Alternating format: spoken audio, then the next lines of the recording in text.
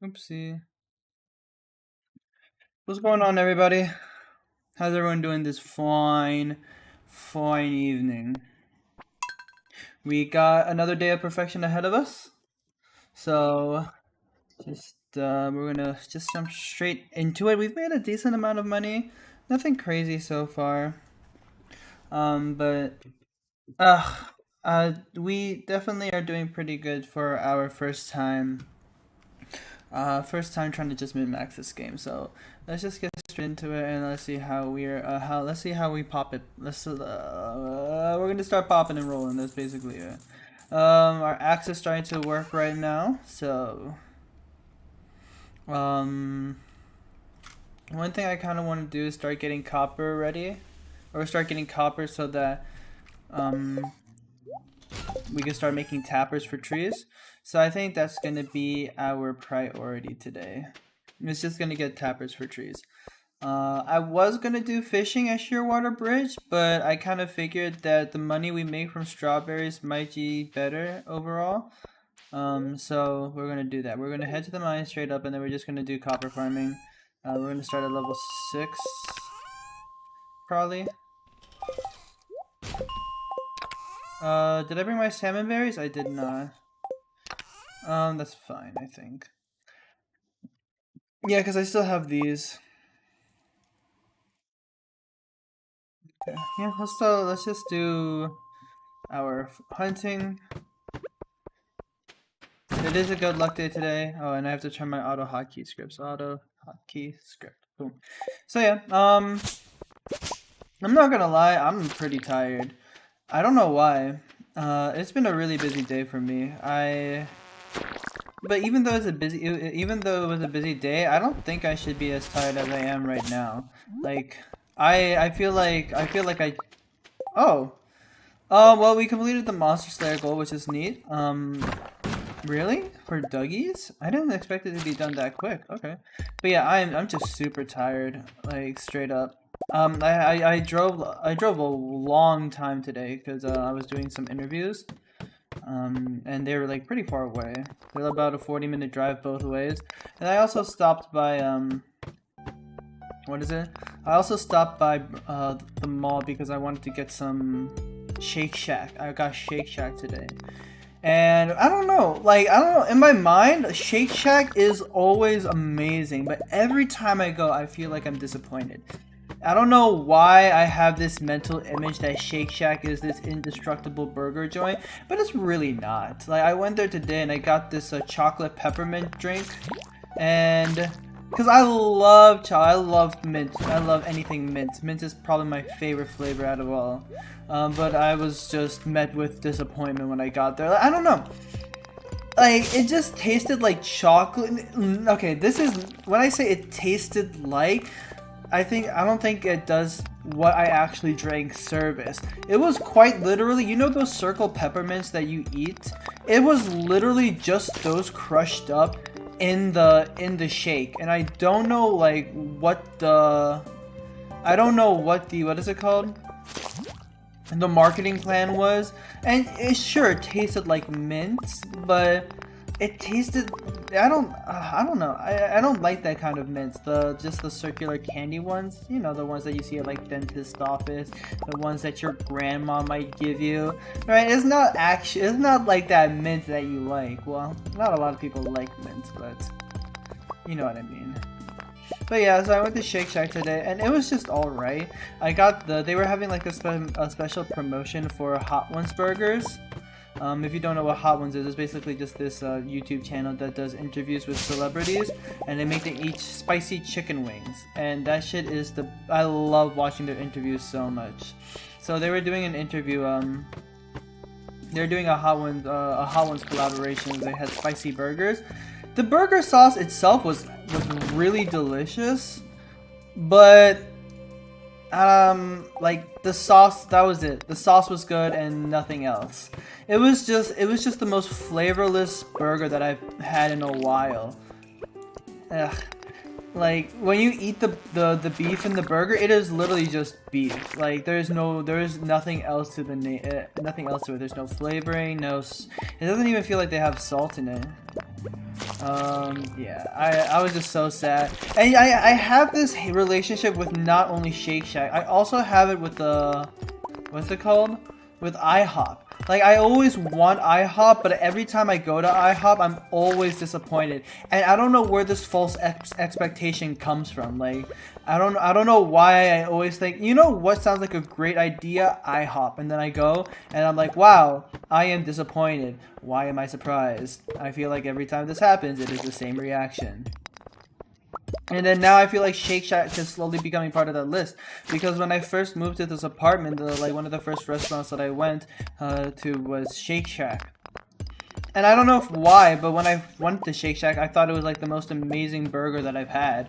And then, you know, now, and then I've gone there a few times afterwards just to like try to catch that high.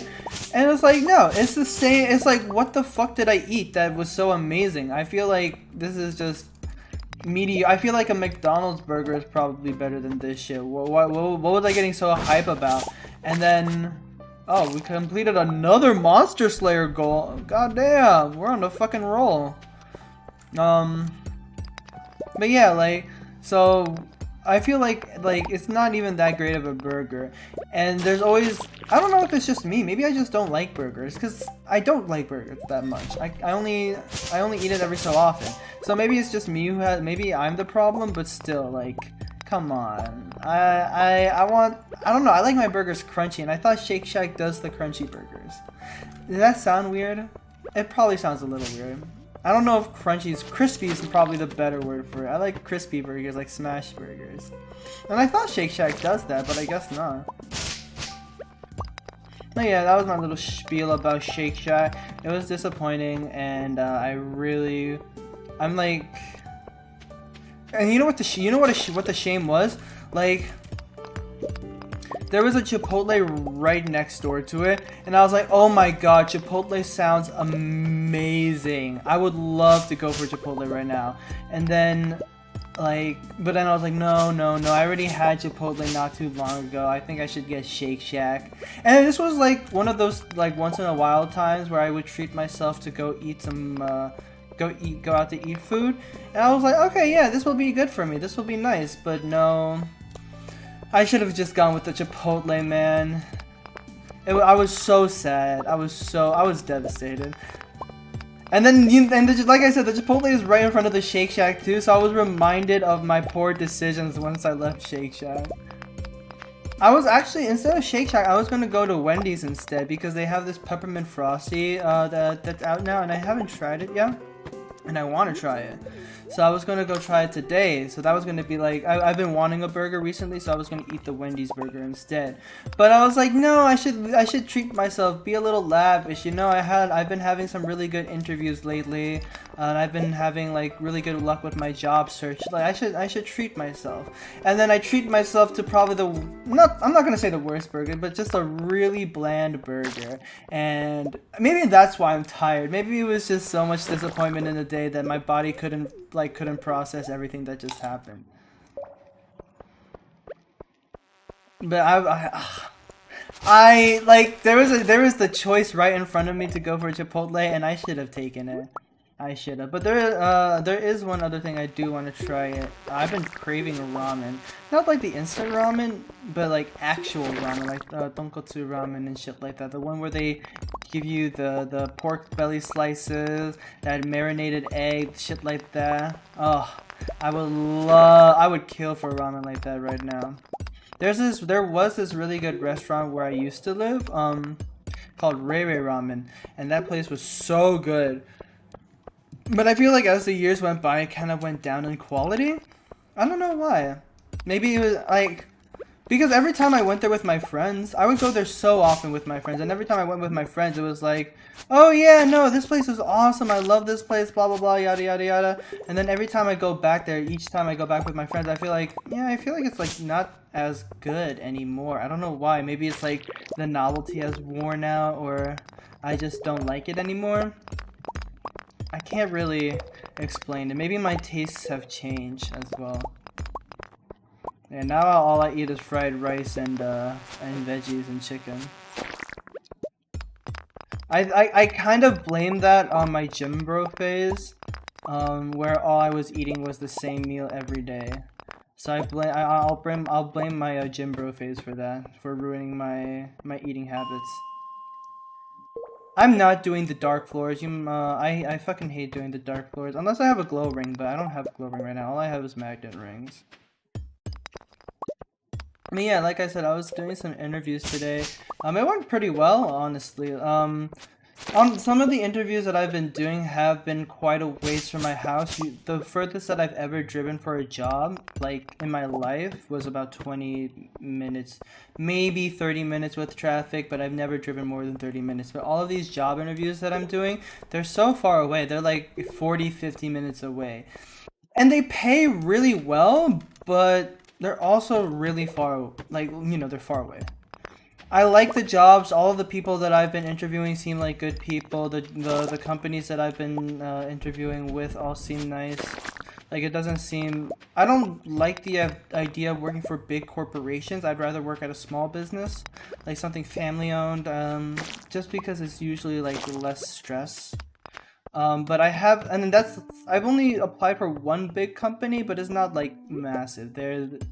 They seem like relatively like decently sized, you know? And I am hesitant to join it because it seems like it is a pretty big deal.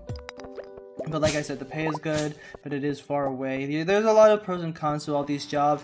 I think the closest job interview that I've had is about like 12 or 15 minutes away, and that is the job that I'm kind of leaning towards right now. I'd rather drive like 10 minutes and get less pay than have to drive 40 minutes for better pay. And I don't know if that's a bad mindset to have, but I just don't like driving. When I was driving to the job interviews, it wasn't too terrible. Like, I wasn't like, it's a 40 to 50 minute drive, but it didn't feel anything too bad. I felt like it was definitely manageable. Like, if I was to get the job, it's definitely doable if I were to work full time. But of course, I have only done the drive like once, and that is just to get to the interview. I've done several 40-minute drives just this week alone, and yeah, they are like day to day, but it's different when you're driving the same route and you see the same shit. I feel like people may not think about it, but I think that can like probably drain your mental the longer that you work there, especially like if you have a shitty day or there's shitty weather. Like, the drive can probably be miserable. Your phone don't work, and then you have to drive like all that way with no music, no nothing. Raw dogging that? Nah. But I don't know if that's just because I've been spoiled for a majority of my life and haven't driven far, and it's something that I should probably like get used to. But my biggest thing right now is that I just don't wanna drive far for work. I am very happy in my cushy lifestyle.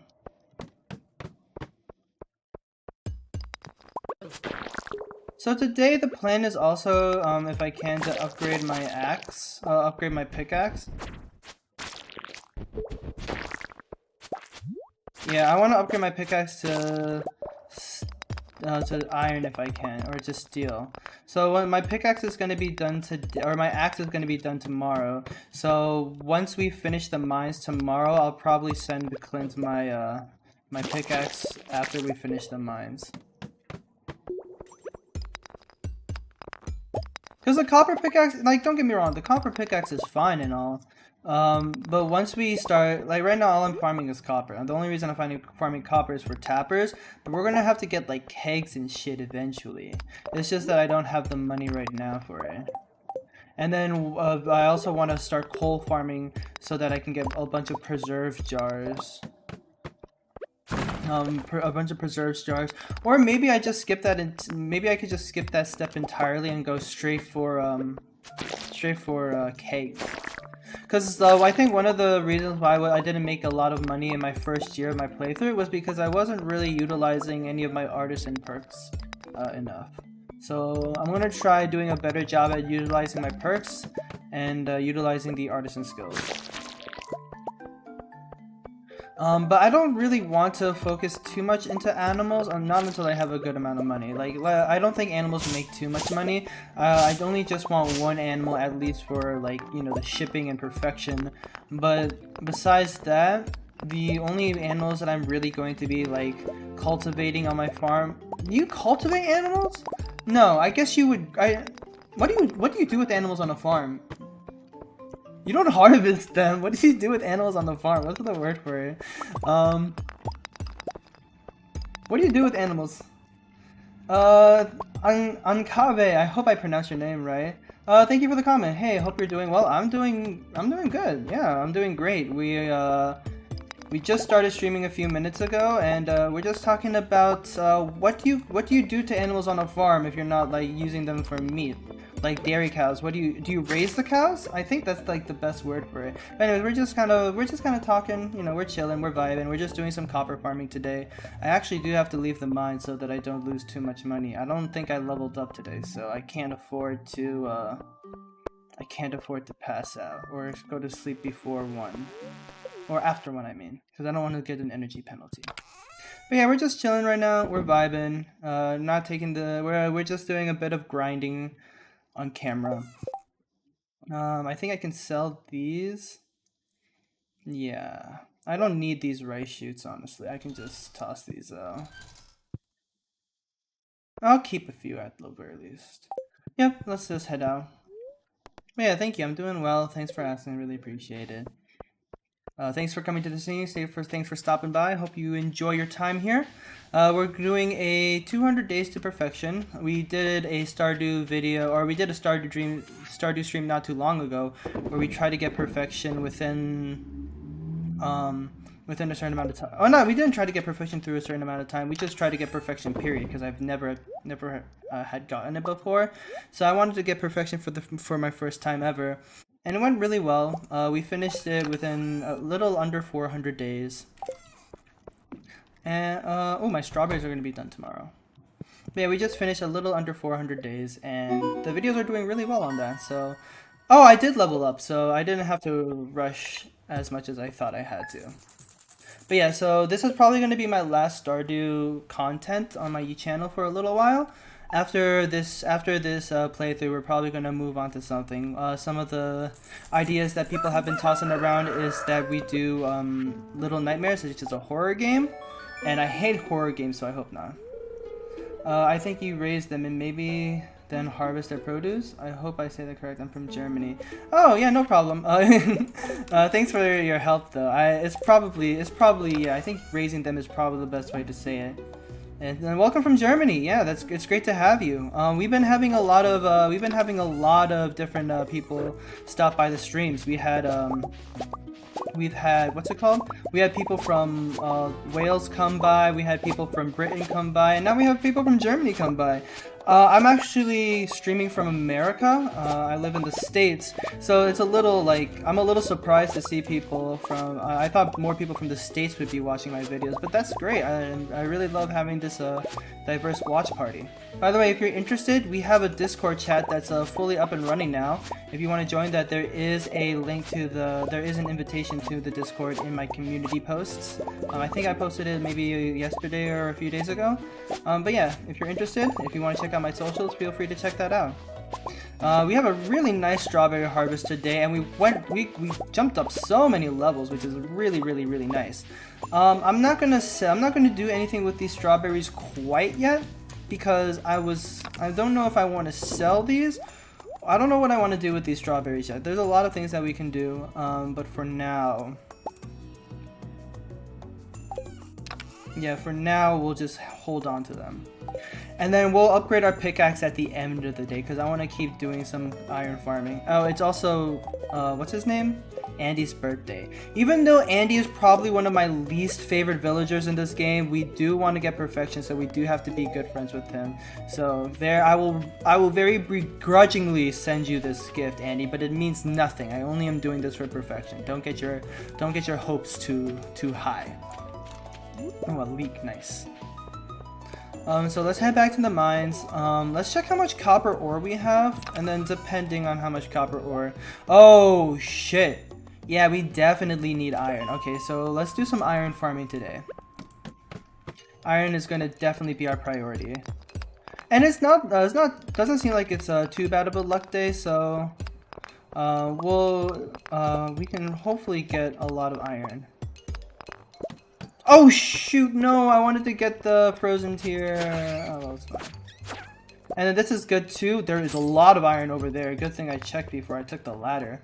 Yeah, I also we already completed 2 of the Monster Slayer goals today, which is pretty shocking. I didn't think we were going to complete it that quickly. But I'm hoping to complete the quest for dust sprites pretty soon as well. I don't think we've killed enough dust sprites to even get remotely close, but you know, getting the burglar's ring is going to be pretty clutch. So maybe for the next few days we'll do some iron farming, especially for the kegs. I think I have enough copper for tappers. I don't want too many tappers, and I don't really have enough self-sustain. I don't have enough self-sustenance to set up a huge oak resin farm just yet. So we'll have that, like, we'll think about setting it up, but right now, like, it's only the first spring of our playthrough, so we have a bit of time to think. It's only 23 days in. We have plenty of time to kind of sort that out. But we have determined that spring. Oh shit! I already had a ladder. I don't know what I'm doing. Yeah, but we already determined that spring we're not going to focus on perfection at all. The only thing that we're going to be collecting is just stuff for the community center. Besides that, everything is just going for money. We just need to make enough money so that once we get starfruit seeds, we can start making the money that we need for just our general gameplay. Nice ladder on the first try.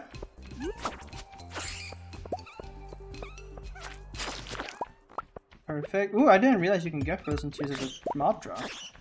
Or maybe I just wasn't paying attention. I've played this game long enough to probably have seen... I don't know if I can say I've seen everything that this game has to offer, but I definitely have seen a lot, so... but I know that there's still some stuff that I don't know. I'm definitely not a pro, because most of the Stardew YouTubers that I watch, they say they have like thousands of hours in this game. I only have like 300, I think. How did you find my channel? Was it through the 100 days videos that I posted? Those have been getting a lot of traction, honestly. Like, I didn't think they'd be doing this well. Like, the 100 days videos already like over 4,000 views. What do you think about the remix bundles in Stardew? I have never, actually, I've never done the remix bundles, and they seem a lot more difficult, and I think their difficulty mostly just stems from, you know, not doing it as often as not doing it as often as the other normal bundles. But I kind of know, like, what is in the remix bundles. Like, I know that you can get sap in some of those, but I know that you need sap for the construction bundle or something. But that's pretty much about it. I've never done the remix bundles. I was actually considering doing the remix bundles for this playthrough, but since my goal is to get perfection, I wanted to do it as fast as I can, so I might as well just stick to something that I'm familiar with. I don't want to do something new while I'm trying to do a challenge run. But the remix bundles are something that might be interesting to do in another Stardew stream. But like I said, I'm not going to be doing Stardew content for a while after we finish this playthrough. But yeah, it's definitely something that I'd be interested in.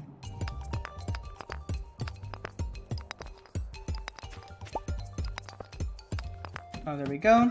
How much energy do we have? 72. How much does this restore? 225. We'll wait a little bit before we eat this. We only have 50 iron ore, which is not terrible, but I definitely want more, I think. I want to end this day with at least 200 or 150. I think 150 might be more reasonable since it is a little more difficult to break the rocks on these levels. So yeah, after this day is over, we're probably just going to head to Clint's. Or not head to Clint's. We have a mod installed that we can just send our tools through the mailbox and then have Clint upgraded from there. So we're probably going to be doing that so that we can fully utilize the day, fully utilize our pickaxe today in the mines, and then upgrade it.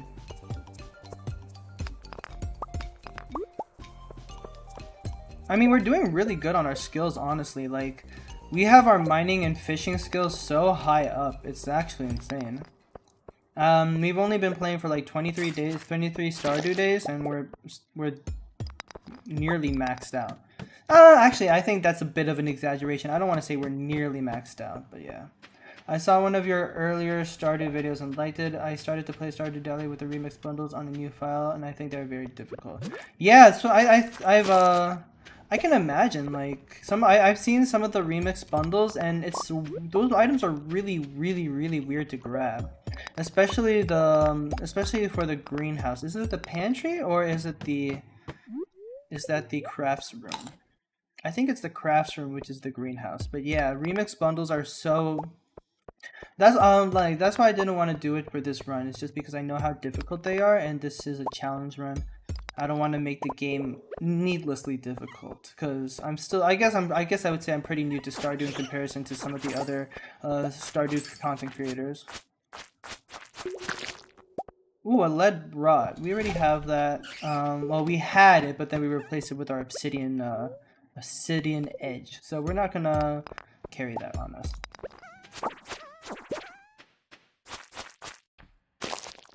Dude, one of one of my favorite rings in this game is the slime charmer ring, and honestly, I don't think it gets talked about enough.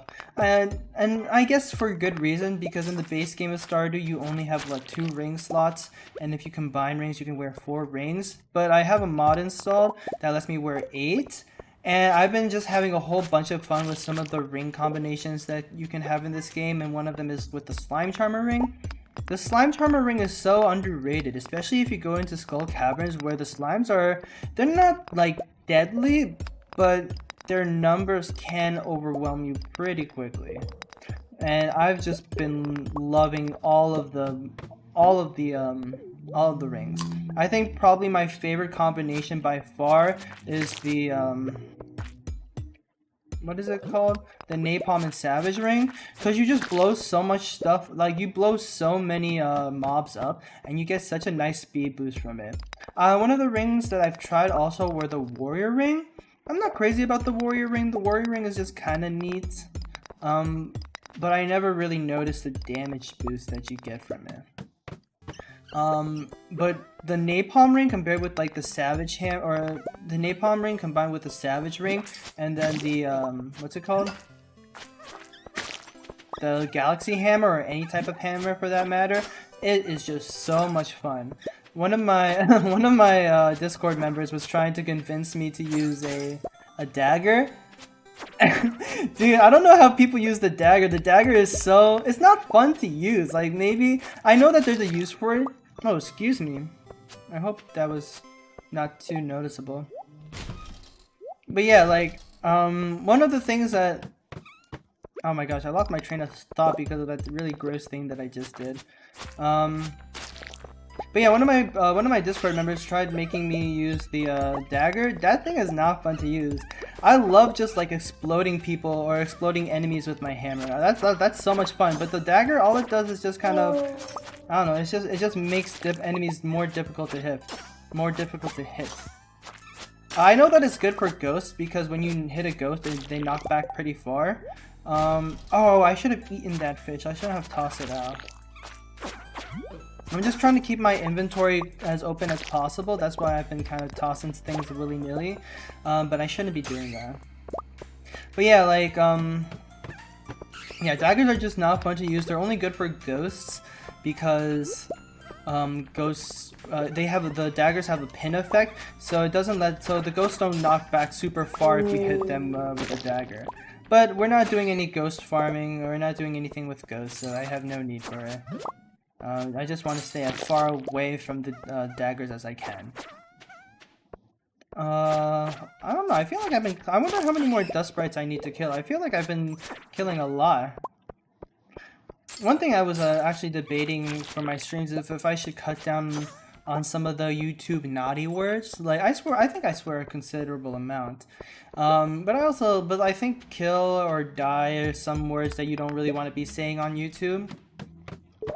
But one of the things is, like, I don't really want anyone under 18, let alone, I don't really want anyone too young to watch my YouTube channel.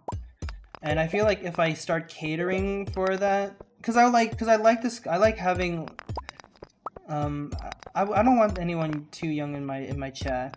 I like having conversations with my chat that aren't with, you know, the younger generation. I just want someone that's around my age. I guess I'm pretty young too, but you know, I don't want anyone like I'm not gonna say an age range because there are people who can behave themselves, but I feel like young people can't behave themselves. Younger people can behave themselves, so I don't want to tailor my I don't want to like have to censor myself, which would invite that type of audience. I want my content to stay for more mature audience members. I'll say it like that. I think that's the better way to say it. I don't want to have to censor myself because I feel like that would invite a less mature audience, and I want to keep my audience for mature conversations and mature discussions. How old am I? I am 22. I'm not old at all. I'm pretty young, but you know, I don't want like pre-teens or people like young kids in my chat, you know? Ooh, a glow ring finally. That's really great. Let's go put this on. Yeah, somebody said that I looked 18 in my previous stream, but no, I'm a little bit on the older side.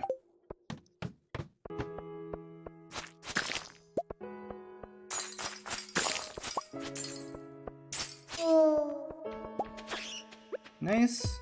I don't know what is up. Like, I'm not really finding any ores on certain floors. Oh, did I just pick up a ring? Oh, I thought I did. We have some nice rings now, actually. Magnet rings are always my favorite in the earlier parts of the game, just so that you don't have to go running around for certain items. But the glow ring is also really nice. Obviously, we're going to replace these rings for better rings like the iridium band or the glowstone ring, which is basically just the glow ring and the magnet ring combined. But for now, this will have to do.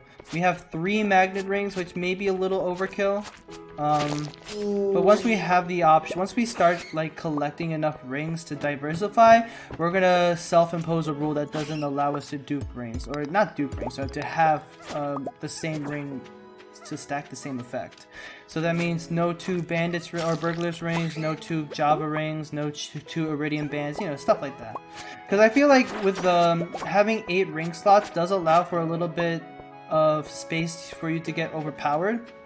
Like, you know, if you use like 8 iridium bands, you get an 80% attack damage bonus, and then you also get magnet and glow. The range on your magnet is going to be insane if you do that. And as much as I want to accomplish this within 200 days, I also don't want it. I don't want to be blatantly overpowered. You know what I mean? We're gonna head back up to the top, and then we're gonna dump some stuff here. I'm gonna put my coal in here. Anything else? I don't want to cook any of my quartz because I don't need refined quartz at the moment, and that's just going to be a waste of coal. So everything else I think I will take back home with me and sell.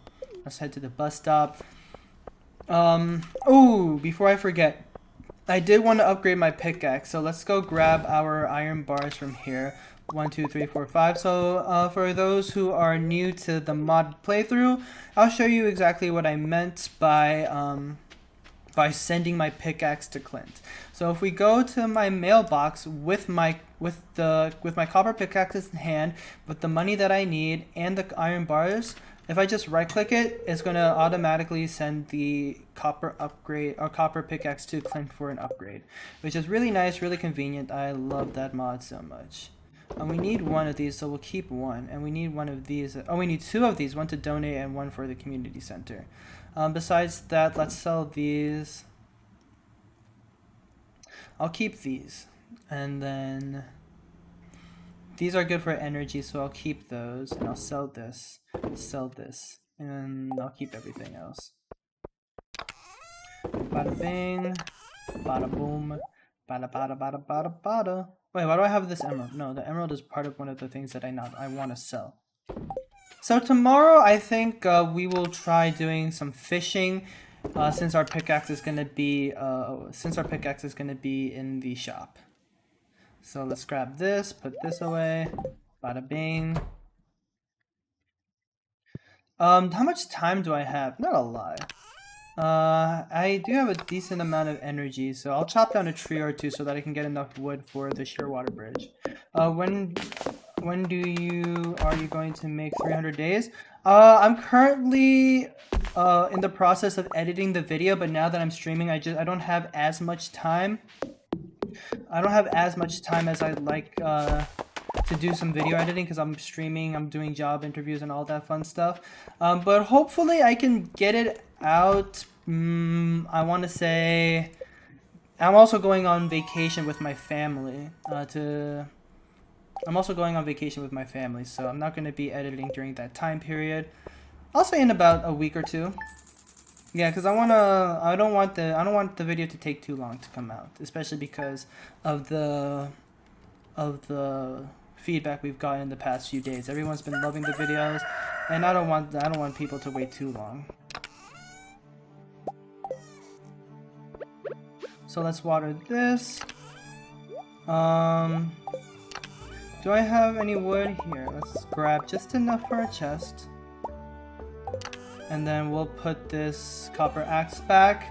And then we're gonna do some fishing today. We're gonna look for we're gonna do some fishing while our pickaxe is upgrading, and yeah, should be fun.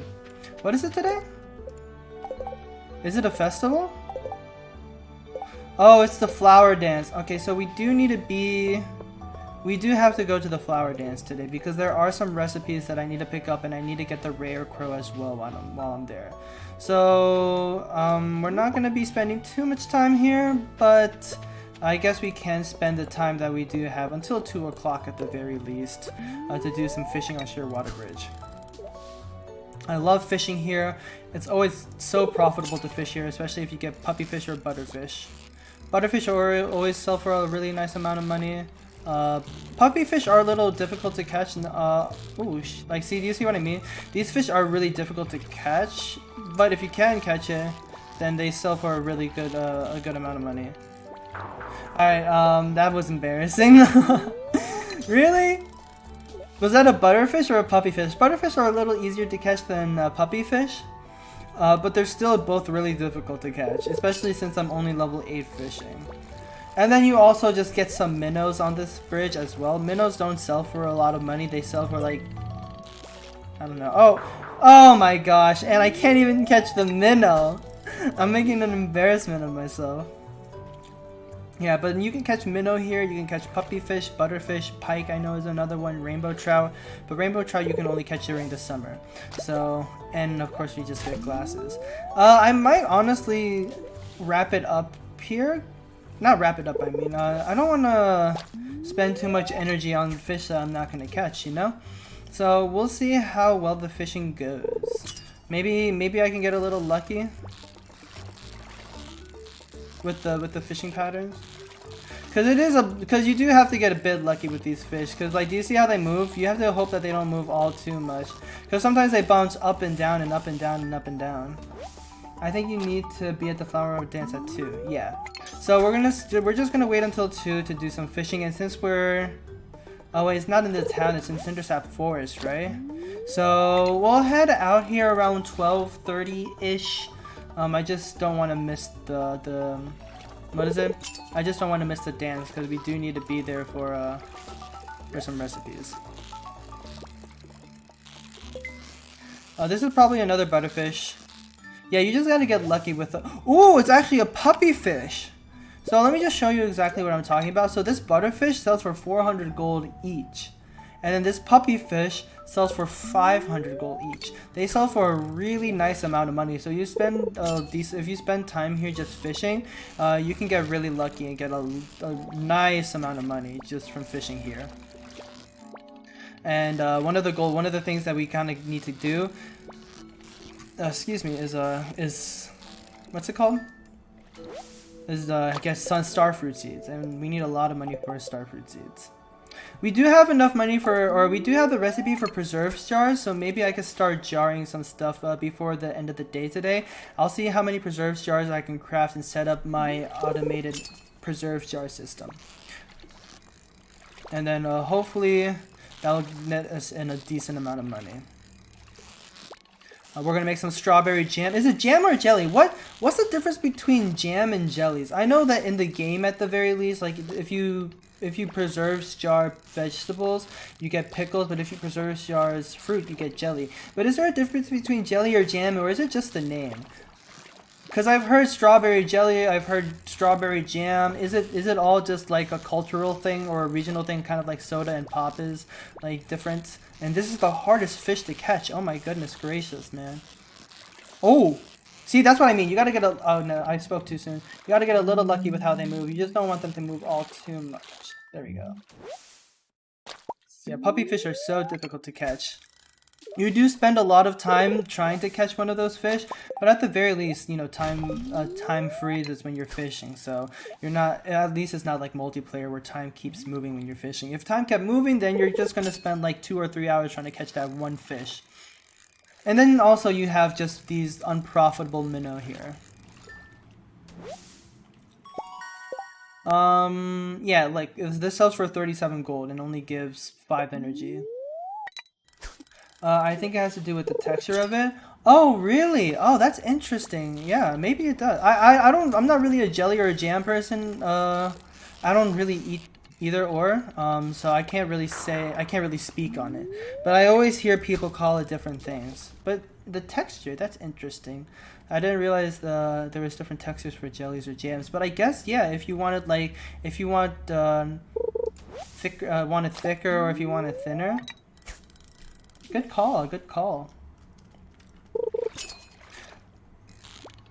See, I'm so like one of the annoying things about fishing in this bridge is that the fish are either extremely difficult to catch or extremely easy to catch. But I have to always be ready for the more difficult fish to catch because once you hook them in, they start shooting up immediately. But the minnow just lingers at the very bottom, so I can never perfect catch it because I'm always like pre-firing the bar to shoot straight upward, and then I just end up missing it because the minnow is just lurking at the bottom of the bar. And also, I kind of am feeling like there's a lot of trash that you can catch here too. Like, look at this. We've spent about 4 hours ish on this place, and we've picked up a considerable amount of trash. And on top of that, we've only gotten 4 fish. So we've made a, but like, let's be honest, $4,000. Like, do you see what I mean? I think the jam has some fruit pieces inside and the jelly is smooth. Oh, okay. I'm most definitely, if that's the case, I'm most definitely a jelly person. I don't like chewing. I don't think fruit in jelly or fruit in jam, I guess, tastes great. I'm really bad at fishing. Oh, obviously, don't worry, you're not alone because look at my fishing. It is going horrendously. Like, we've just lost 2 fish in a row. God damn, these fish are really difficult to catch. But there is this mod that you can download that lets you skip the fishing mini game, and I have thought about it, but in my opinion, that's what makes fishing some. I think fishing is probably not the most fun, but it's an interesting concept here because of how much you have to struggle for this one fish. And I think skipping the mini game entirely. Okay, I think skipping the minigame entirely is a little lame, but also when you catch fish like that just bounce up and down uncontrollably, then it's like, oh fuck me, like how are you supposed to catch them? Do you see what I'm talking about? This fish will start at the very top and then bounce at the very bottom, and my bar only moves so quickly. And then it's going to shoot straight down. You do kind of have to predict like how the fish is going to move, which is always difficult because you're trying to predict a computer game how it's going to play. Like, have you seen people try to beat chess AI? Like, it's basically like that, except this is much more one-dimensional. This is so difficult too.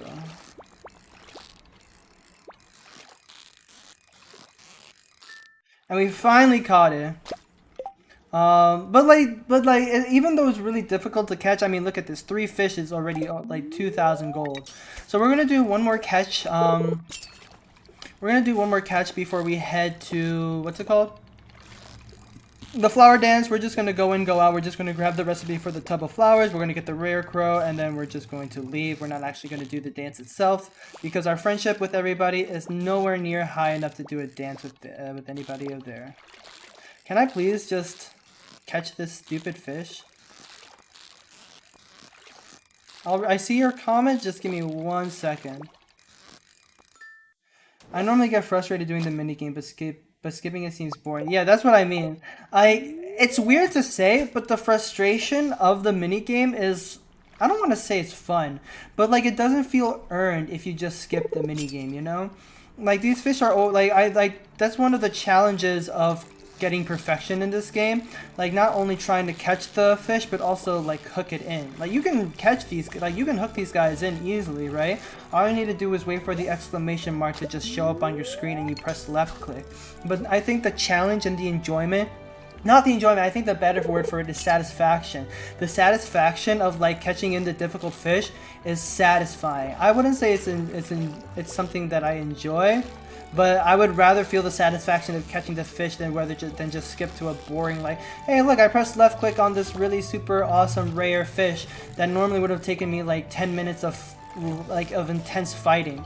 Like your toes are digging into the floor, sweat dripping off your brow kind of fighting. I think, I'm not gonna say it's enjoyable, but it's fulfilling or satisfying.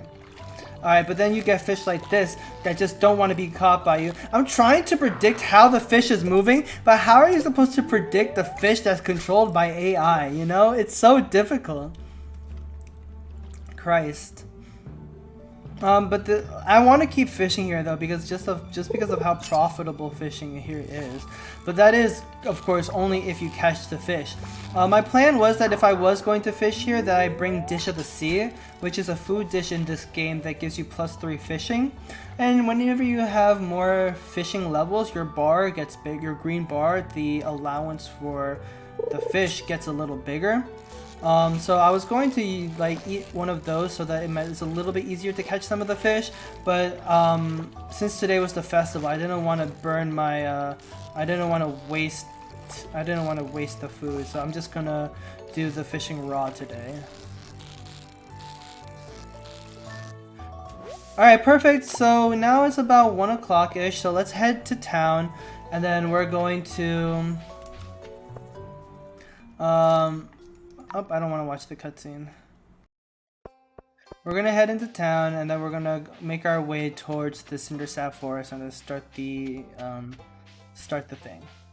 And since we have a wild horseradish, I'm also going to make some more forageables, and then with the forageables that I make, I'm gonna sell more tea saplings as well. And then we should have our pickaxe tomorrow. Oh, we're barely about to make it. Can you buy the dish? How can you get it? You can craft it, but it's also a reward that you can get for completing the specialty fish bundle at the community center. That's how I got it at least. But there's a lot of different fish recipes that you can make, like seafoam pudding or fish stew that you can do. You don't have to get it from the community center, but you can just do that from crafting or cooking recipes. But I think the easiest way is just to make seafoam pudding by getting to level 9 fishing, where you get the recipe, and then crafting it with a midnight carp, a flounder, and squid ink. Oh, we can't leave the festival. We have to watch the dance. I thought we could just leave as soon as it was done. But yeah, that's how normally I do my legendary fishing. Like if I try to catch like the legend or the glacier fish, some of the really difficult fish, I eat some of my fishing buff foods so that I can have like level 14 fishing, and then so I can have level 14 fishing, and then it will be much easier for me to catch those fish. Alright, so we're just gonna skip through this.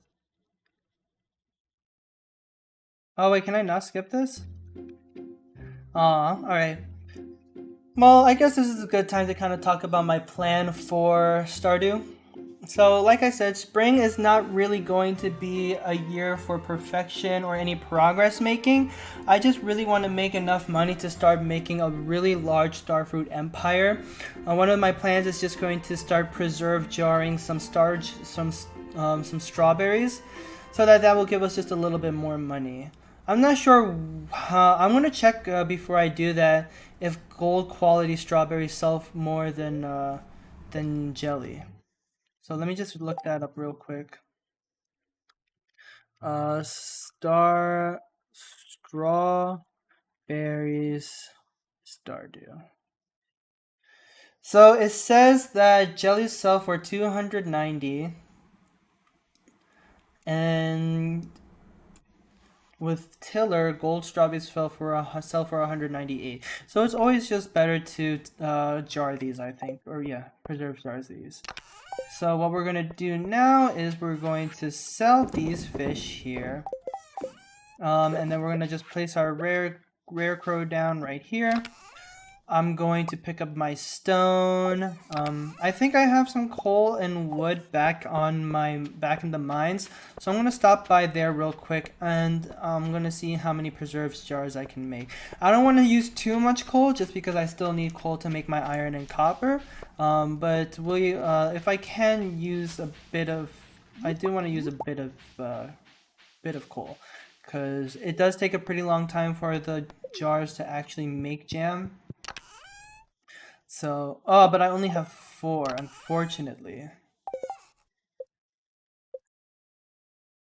And I need 8 for 1.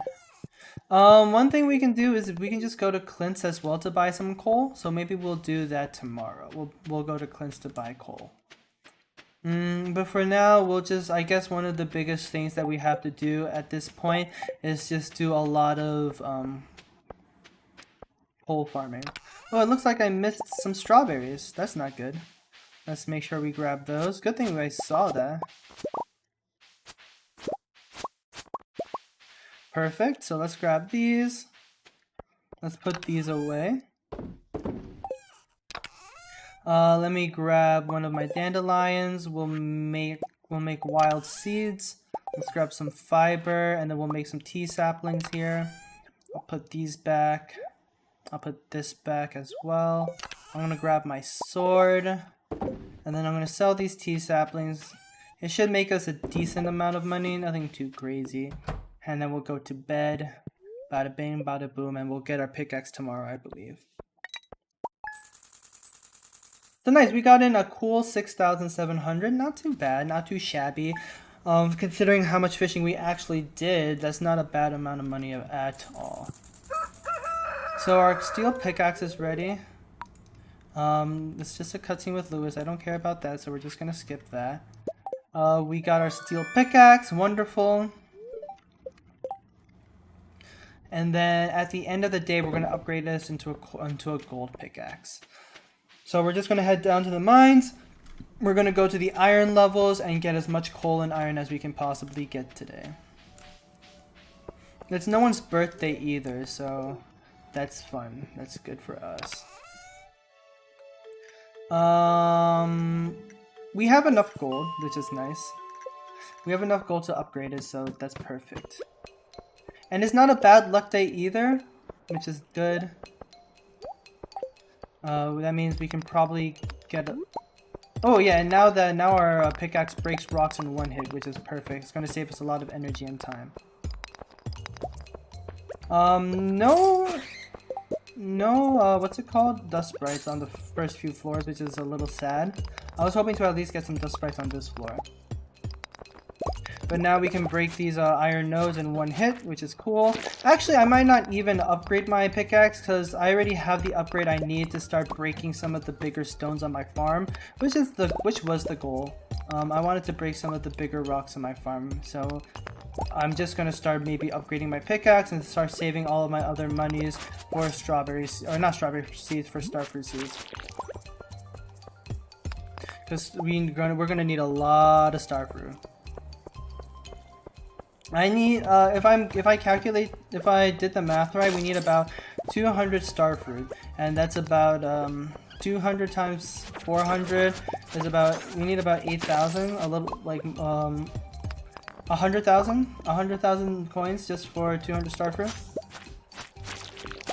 I shouldn't really be spending my time trying to kill these slimes. I'm like, so my gears are still kind of set in motion for when we were doing the 300 days of perfection, where on the last year I was just trying to complete some monsters, or on the second year I was just trying to complete monster slayer goals. But we are on our first year right now. All we need is iron and coal. We don't need to complete our monster slayer goals right now. But if they are in my way, I will kill them. This is a nice little iron cluster here. Let's get this. Ooh, is that the last parchment we need? No, it's not.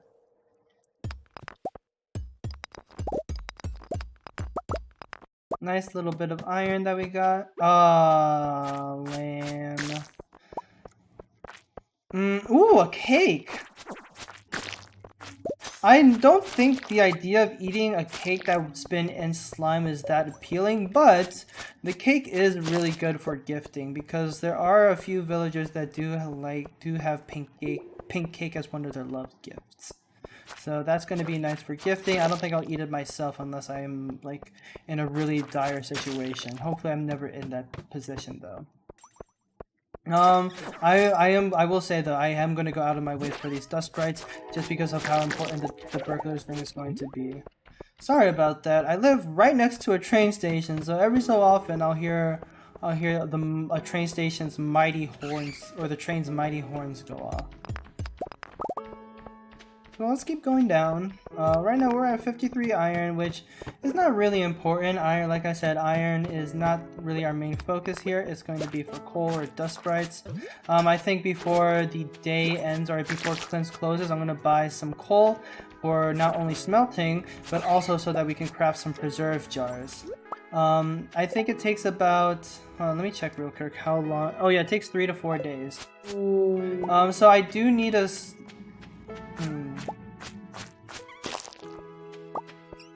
Yeah.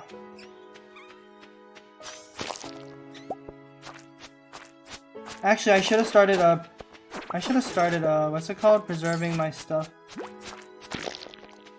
I should have started preserving my stuff yesterday, but I just wasn't paying attention. Oh well. It wasn't too bad. That's good. Let me just check real quick. Star fruit. When can we plant it? So if we plant them and water them on Tuesday, we should still get all of the things that we need. So let me keep that in mind.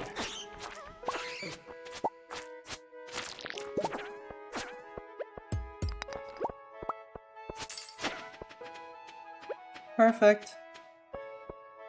Let's get this.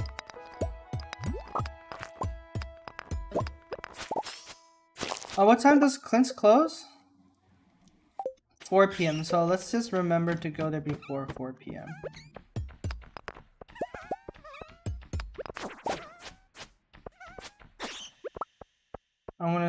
We're already at 73 iron, which is a little overkill.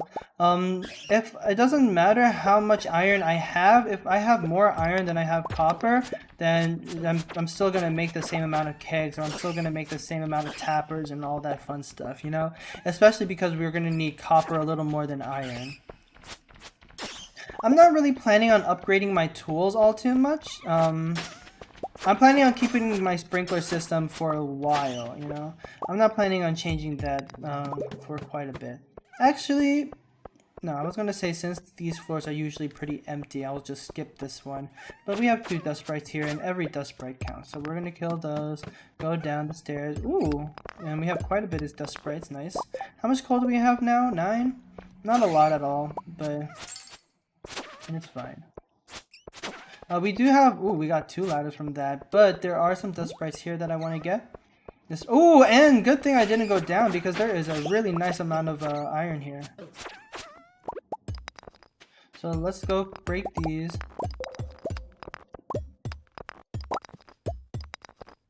Since we can just take the minecart straight to Clint, I'm not gonna worry about cutting it too close or whatever. I'm not sure if gold pickaxes break. I'm not sure if gold pickaxes break. What's it called? Iron ores in one hit. If it does, I think it would be worth upgrading maybe. But since I'm not sure and I don't really want to spend too much money on tool upgrades, I probably will hold off on it. I don't really even need the gold pickaxe or the steel axe right now, just because I'm not really planning on farm clearing anytime soon. I will have to sooner rather than later, but I don't have any plans for it at the moment. No, not too many dust sprites on this floor, which is a little sad, but No worries, no problems. We'll just keep going down here. And then we'll leave the mines.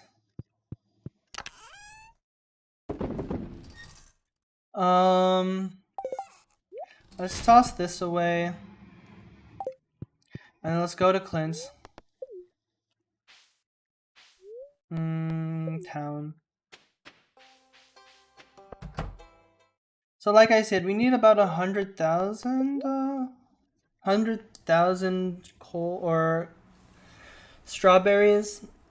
Not strawberries, star fruit. Or I'm sorry, we need 100,000 gold to buy 200 star fruit, but we're nowhere even near that amount. 25, 50. Let's just spend it all on coal, honestly. Oh, and then we can also sell some stuff here. We can sell this and this. To buy more coal. Perfect. So let's head home. Bus stop. And then we're going to go back into the mines later on. But the first thing I want to do is set up my strawberry seeds so that they can start processing jam. So let's go here. Pick up our wood, 5 wood and stone. And then how many preserve shards can we make? 1, 2, 3, 4. We can make 4. Okay, that's fine. Let me get my axe so that we can make make a chest. Let's do some bit of wood chopping. Actually, this is a good time to do it because I do want to make more preserve shards.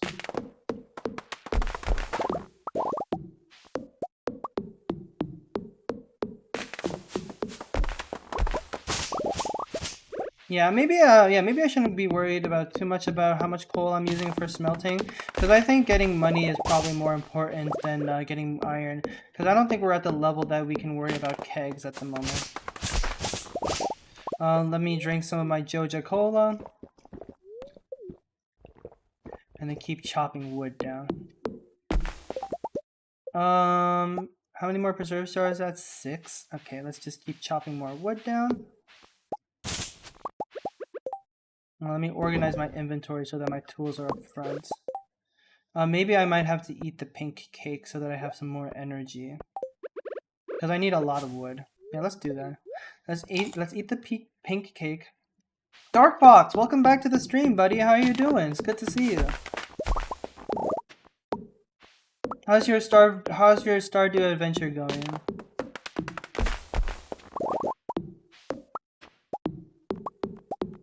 So I need some more wood. I definitely want more than 6 preserves jars. I want a good amount of preserves jars, especially because of how long it takes for these to start preserving or aging or whatever you would call them, whatever the process is called. We definitely need quite a few of these. So let's just keep chopping down trees. Perfect.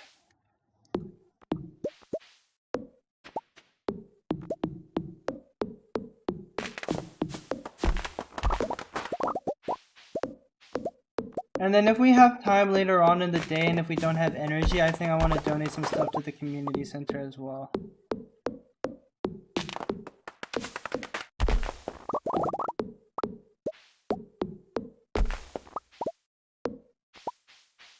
Let's just keep clearing our plot.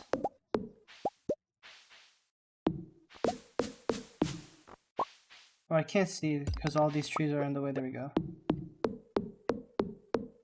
I found a diamond on level 5 of the mines, so I would say it has been going well. That's great. On level 5, that's amazing. Yeah, that's really good. Keep up. Hopefully your Stardew runs keep going well. What am I missing? I'm missing wood. So let me just keep eating. Let me just keep chopping down trees. Yeah, yeah, no, finding diamonds that early into the mines is pretty amazing. It's up to you if you want to donate it or if you want to sell it. I would say, I don't know. Selling it that early into the game would be amazing just for some money. but also donating it to the museum. It's probably better to sell it, honestly, because diamonds aren't... Like, when you get deeper into the mines, diamonds will be pretty easy to come by. And they do sell for about 750, which is a really nice amount of money.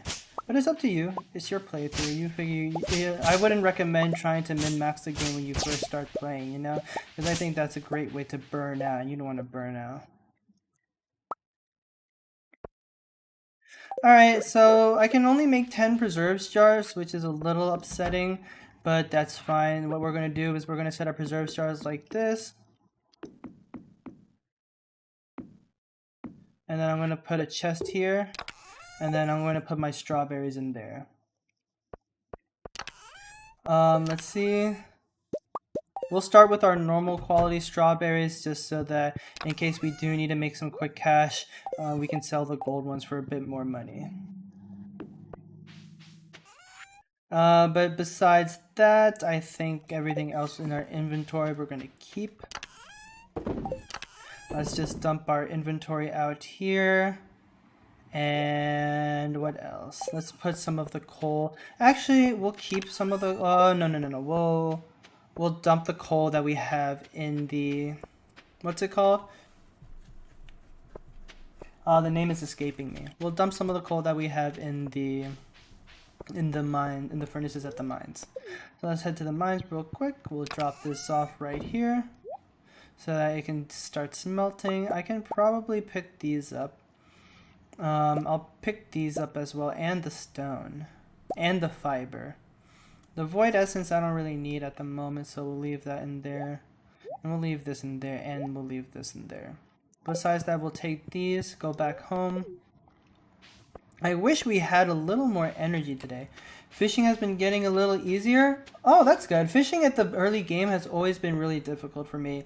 I don't know how far you into your how far in you are in your playthrough at the moment, but one tip that I always find good is to kind of just ignore the bamboo rod that Willy gives you at first, and instead buy a training rod for 25 gold at Willy's shop, so that and what that does, it doesn't let you catch rare fish, but it does make catching normal fish a lot easier, and that's a great way to level up your experience in fishing.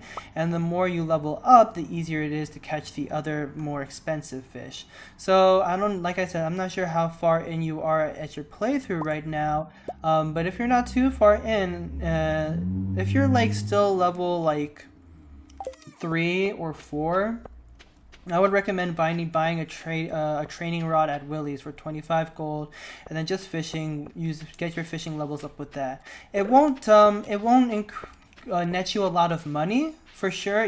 Because you're only going to be getting basic quality fish, and you're not going to be catching some of the rarer fish like largemouth bass. But like I said, it still will increase your fishing levels a lot faster, which in the end will make catching fish easier. And make your life a little easier as well. But if you're all about that, and if you're all about that money, then just keep doing what you're doing, big guy. Let's see, what can I donate here? I think I can donate the bream. Nice, and then I can donate these 3 guys. And then I can donate some stuff here. I can donate this and this. And what do I need these for? I need it for a dye, right. Boom. Let me put one of these in there. And then another one of these in there. And then we'll go to the spring crops area. We'll donate our spring crops.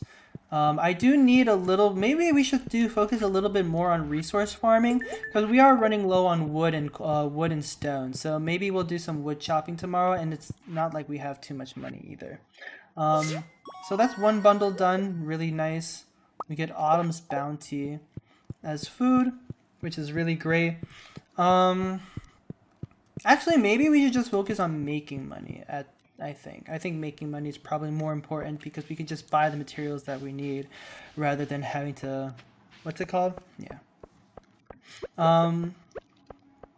But still, going into the mines is probably the most profitable thing for us. Just getting as much coal and iron. I'm not sure, actually. Unless we're exclusively diamond farming, maybe the mines is probably not the best call. Yeah, we'll do fishing at Shearwater Bridge tomorrow, I think. Maybe that's the best thing to do. So let's put this in here, and then just so that I don't forget, we're going to have our fishing rod in our inventory, and I'm also going to have the dish of the sea in my inventory as well. So right now we're making strawberry jelly. That's going to keep brewing or cooking or whatever preserve jars do. We're gonna let that stew, and then we're going to head to the Shearwater Bridge and do some fishing there. So since this is going to be just me fishing, if you guys have any questions, if you want anything you want to ask me, feel free to ask me while I'm fishing. I have some few conversation points that I want to kind of talk about while I fish, but like I said, if there's anything that you want to talk about or anything you want to ask me, feel free to just ask in the comments. Or especially, I know that we have some newcomers to the game as well. So if you have any questions about the game, or if you want any tips or tricks, I'm not an expert at this game, but I hope that I can help just a little bit. It is the traveling merchant today, so just before we head down to the beach or head down to Shearwater Bridge, I'm going to go check out the traveling merchant and then see if they have something cool like ancient seeds. Usually the traveling merchant doesn't have anything good, but it's always good to check. I got one ancient seed from them, so who's to say that I won't get another, right? And then of course any forageables that we can pick up along the way will be great. We're not going to use the forageables for energy anymore. We have a decent energy supply. All we're going to be using these forageables now for is just to craft nothing interesting. I don't think anything good from that. Yeah, but so the only thing we're going to be using the forageables for at this point is just crafting what's it called? Crafting seeds, which will give us tea saplings, and tea saplings are going to be one of the big money makers for us this season. So let's head to the Shearwater Bridge. It is a bit of a walk away, especially from where we are right now, but it should be no biggie, no problem at all. One of the biggest fish that we're going to be looking for are the puppy and butterfish. So those will net us a really good amount of money. So this is the dish of the sea that I was talking about earlier. It does give you +3 fishing, which makes catching fish easier. But like I said, it also does give me 150 energy. So before I eat it, I'm gonna wait to use a bit of energy, and then once I use a bit of energy, then I'll start eating it. Just so that I don't waste any of the energy that it does provide. Because even though I said we're good on energy, you can never be too careful in the early game, especially. So one of the things that we were talking about earlier in the stream, we were talking about going to Shake Shack, which I went to today. We were talking about some of our interviews that we went through as well. Of course it's the minnow, right? The minnow's got to be the first fish that we catch. Look, see, I'm not even touching it, and I can just catch it really easily. Oh yeah, one of the things that I want to talk about is movies, is because on TikTok there's been a few movies kind of streaming around, at least for my For You page. Not streaming, kind of just I've seen a few edits for it, and one of the movies that I kind of stumbled upon recently was Rango. Dude, Rango doesn't feel like a real movie to me. I remember when that movie came out and I watched it with my dad. That was always the strangest movie for me. Like it was so, oh man, I shouldn't have tried to go for that treasure chest. I should have just tried catching the fish. But yeah, Rango was such a strange movie to me because it was a little, at the time that it released, it was so much more realistic than any of the other movies that were out at the time. And it was just so strange to look at, especially Rango, the main character, like this lizard looking character who's supposed to, I don't know like what kind of character they're supposed to follow, but you know, like that kind of character acting like that as a lizard in hyper realistic graphics or hyper realistic lizard skin. It's a little like distressing it was a little distressing for me to watch when I was younger. I don't remember exactly when I watched it, but I feel like I wasn't a teenager at the time. I feel like I was maybe under 14 years old, 13 years old maybe, when that movie first came out. And it was always just a strange movie, especially the first scene where Rango crashes out of the car and he's with that desert frog trying to run away from the hawk. Dude, that scene was so, I don't know, it feels like a fever dream. It feels like that movie doesn't exist. But man, that fish is so hard to catch.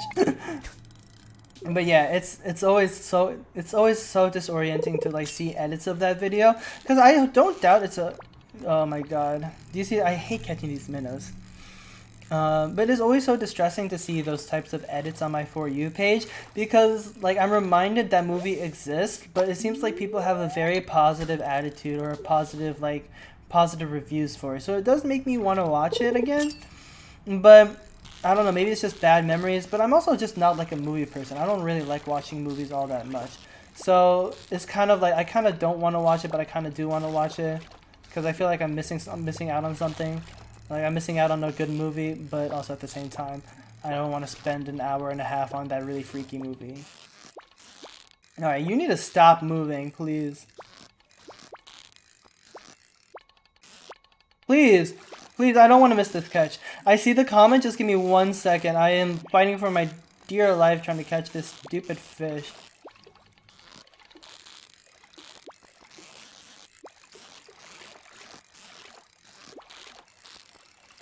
Oh, I read it like a book. I never watched it, but I always wanted to. Rango? I won't say it's a bad movie, because I think I was too young to give it a... I think I was too young to kind of give it like a review, but I do want to watch it too. Yeah, I don't think I can say that I've ever watched it just because of how young I was when I watched it. I don't think I was a learned enough person to enjoy it. Fuck me. How do you use bait, Darkbox? So you have to have a specific type of fishing rod that actually accepts bait. For example, the fishing rod that Willie gives you is just a bamboo rod. You can't really do anything with it. There's another rod that you can buy in the fishing store called the training rod. You also can't do anything with that. But once you reach a certain fishing level, I can't remember what fishing level it is. I think it's maybe like 3, 4, or 5.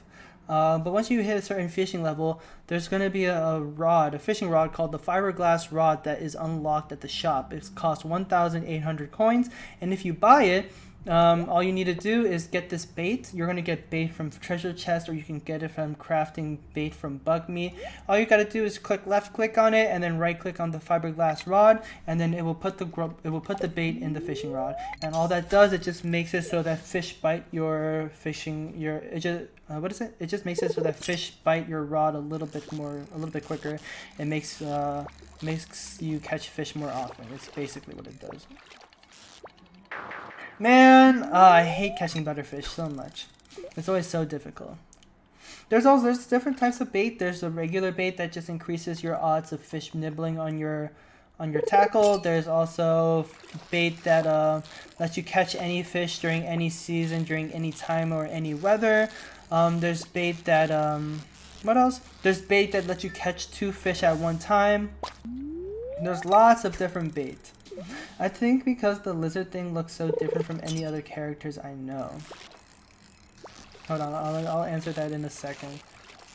It's just that these fish at Sheer Waterbridge are so tricky to catch.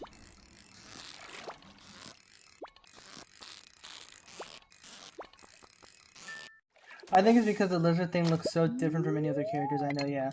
The character, like, at the time of its release, that lizard does not look like anything that we're familiar with.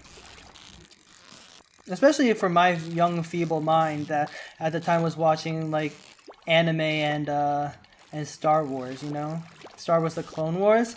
God, that show, oh my gosh, that show was such a good show. Star Wars The Clone Wars, I know that there's a really big fan base behind it, but I don't have enough people that talk about how amazing Star Wars The Clone Wars is.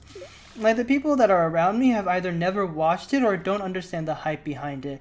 And honestly, I'm gonna say it, I love Star Wars, but I think all of the movies, yes, including numbers 4, 5, and 6, are all not good. I don't think any of the newer movies are good. 7, 8, 9. I don't think those movies are good. Also, like I said, I'm not a movie person. I don't enjoy movies as much as other people do. So maybe I am speaking with a little bit of bias. But I don't like any of the Star Wars movies. I love Star Wars, but the only Star Wars media that I actually thoroughly do enjoy watching is Star Wars The Clone Wars, the TV show. And that's because I don't think real people should ever try to even attempt what the Jedi or what those people do in Star Wars. Like, real people don't have force powers. They can't do these weird jumps and these cool lightsaber tricks and flips. Like, when a real person does it, it just looks so weird. It doesn't look natural. It always looks jarring no matter how much CGI, no matter how much editing you do.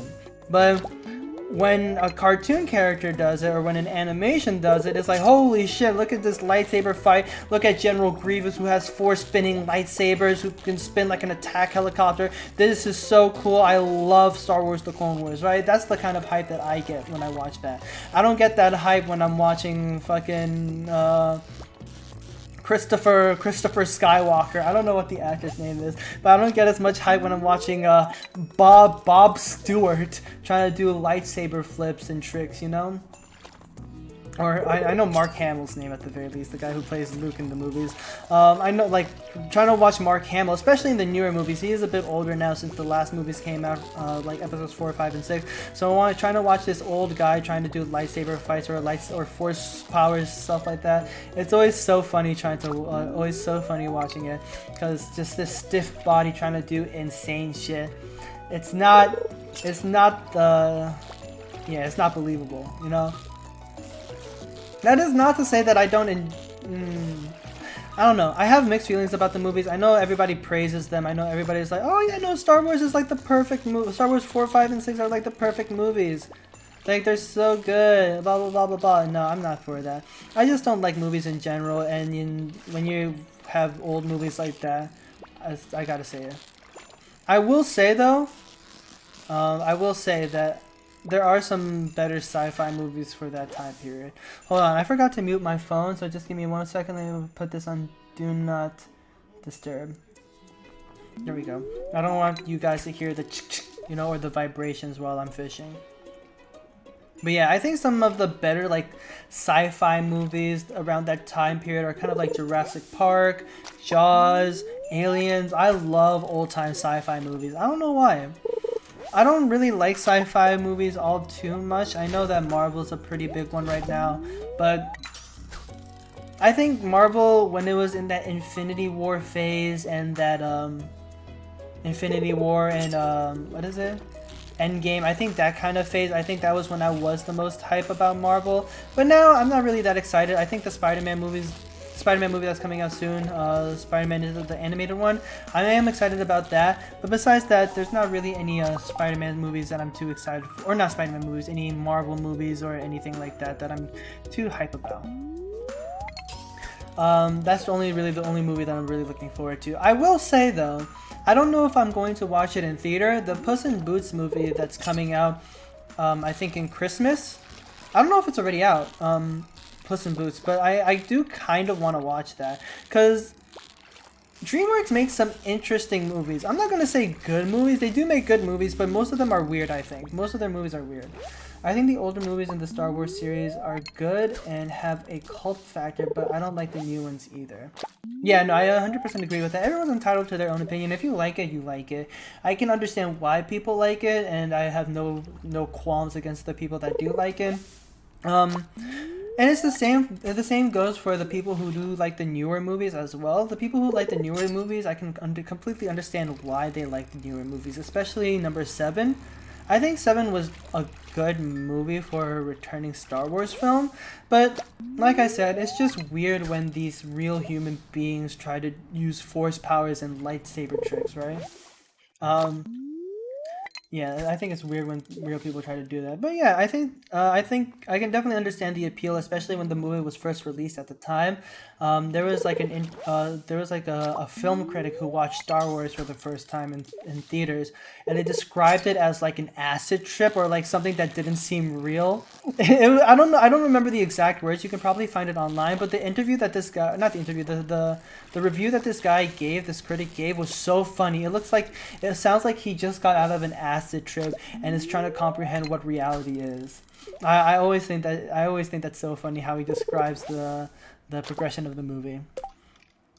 Star Wars definitely has its influence, and yes, Star Wars definitely has its following of people who will love that movie regardless of its flaws and imperfections. But I think it's not the greatest movies, honestly. Especially, I know that people don't like 6 as much as 4 or 5. And I know that people have some complaints about the edits that George Lucas has on Episode 4 as well. But, in all fairness, I think all the movies are not great. I definitely just enjoy Star Wars The Clone Wars the most.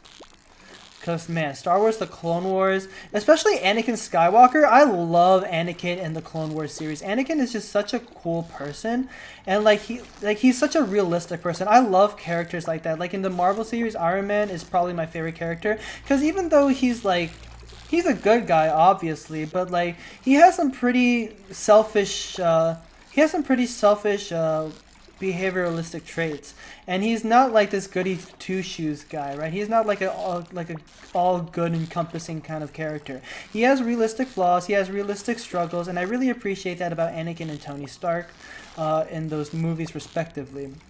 Like, for example, Captain America, I can never like Captain America. I know people like Captain America, but I can just never like him. He feels too much of like a goody two shoes poster boy that I don't think I can ever relate with. He has this all encompassing good aura, which I think is really boring. When a character does, like, I'm not saying he doesn't have his fair share of struggles or some internalized problems, but like, I don't know. It feels like he's in a different league, and then whereas Tony Stark's feels more down to earth, and that's why I like Anakin in that series. I feel like a parallel to Anakin. Well, not parallel, but I feel like the dynamic between Tony Stark and Captain America for Star Wars would be like Obi-Wan and Anakin. But Obi-Wan doesn't have that same issue that Captain America does, because he also has his like very realistic struggles, especially with the Satine in the Clone Wars series.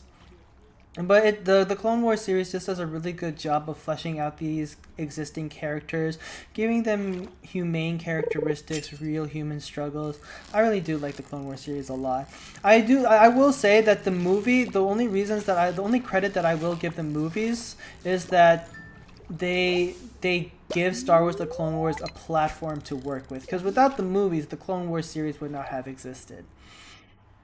But in the later movies, Captain America gets more bad and his character changes. I've never read any of the comics, and I haven't been keeping up to date with Marvel, so I'm not really sure the current state of Captain America. Well, no, he retired, right? He retired in Endgame, like he got old and he's pretty much no longer in the Avengers, right? Um, yeah, but like how his character ended in the movies at the very least. I know that people have their complaints with the Civil War movie because of how it all went down. Because I think one of the arguments was that there was really no stakes in that movie. Nothing was really at stake. Nothing was really in danger. Not yeah, no. It was just that there was no stakes in that movie, right? And I know that there's a bit of a darker side to what's it called? A darker side to the Civil War that we didn't get to see. But I still think that Captain America. I'm not saying Captain America is a bad character. It's just that I don't like him as much as Tony Stark or Iron Man. Iron Man is as a character I feel like has much more depth, and he's a lot funnier too. I don't like. I love Robert Downey Jr.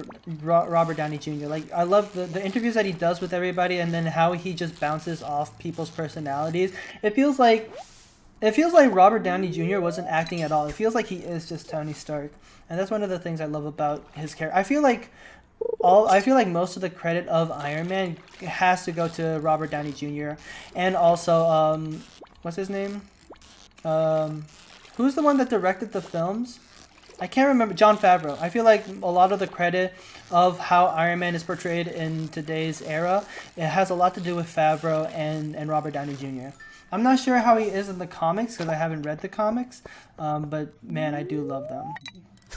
Civil War is more about the popularity is against the Avengers and what they do. Yeah, there was this one guy that I was watching on YouTube. His name is Cosmonaut, and then he was doing a video about Civil War, like the comics versus the movies. And I agree, and I will say I think it would be much more interesting to have seen the comic rendition of Civil War rather than the rendition that we got in theaters. I think seeing a more high stakes profile movie of Civil War, and also just having more heroes available, because we don't have that many heroes in the Marvel universe right now, right? But when Civil War happened in the comics, there was a lot more heroes, so there was a lot more at stake, blah blah blah. I think if there were more heroes, I think Civil War would be a little bit more interesting. But where it stands, I just think it's an okay movie at most. I don't think it's a great movie. I don't think it's an amazing movie. It just exists. Though the twist with the Hydra, I think is kind of cool. Especially that one elevator scene where like Captain America is fighting off Nazi spies in that elevator. I think that's a really cool scene, but you know, a one scene is not enough to save a movie from a bad rep. If it was, then then Star Wars would be the best series in the entire world. But unfortunately, it's not enough. Let's drink some of our Joja Cola. We do have a bit of that in our inventory, so I want to start emptying out some of that space. So you can kind of see here how the Dish of the Sea is helping us a lot. Like, we're not, like, we are struggling still a little bit trying to catch these fish, but we're not struggling nearly as much. Having that extra space bar, or having that extra space on that green bar is so incredibly helpful for when we're fishing. And plus having this ripple spot, I know we have to be, since our fishing level is a bit low, we have to be a little precise of where we throw it. But it is doing us a pretty good service of when we actually do get it in there, and it is increasing our odds of catching fish, which is nice. Like, see, look at this. We're not struggling. No, we're nowhere near struggling as much as when before we had the Dish of the Sea. Dark Fox. If you're still in the stream, one thing I highly recommend that you do is try to get as much fishing buffs as you can from food. It is going to be a bit difficult in the early game, but if you can get some fishing buffs in the early game from like Dish of the Seas, Fish Stew, Seafoam Pudding, anything like that, then it's going to make fishing a lot easier. But you are still just starting the game, so maybe you don't need fishing levels as much as you may think that you do right now. But later on, when you try catching them, if you want to start catching some of the harder fish like the legendary fish, definitely look into like seafood buffs or sea fishing buffs. Oh, there is one, actually, another thing that I wanted to talk about was that there's actually a sale going on now for Uncharted, which is a game that's been pretty highly rated since its release, and I want to play it. I want to play it soon since it's on PC now and it's on sale. So maybe after today's stream, I'm considering buying it. I've been doing a really good job saving my money, trying not to eat too much, or trying not to go to restaurants too much, or trying not to spend too much money on unnecessary purchases. Especially because I'm unemployed, I've been trying to be very conscientious of how I spend my money. But Uncharted, I've been waiting for that game to go on sale for a long time, so I am considering buying it. And I don't know if I want to play it by myself or if it's a game that I should stream. Like, I already have a lot of stream ideas on hand, so I don't know. Even if I do stream it, it's going to be a while before I would start streaming it, and I want to play that game as soon as I can. Because right now, what I've heard from the community, or from our small little community, is that people want to see Little Nightmares, which is a horror game.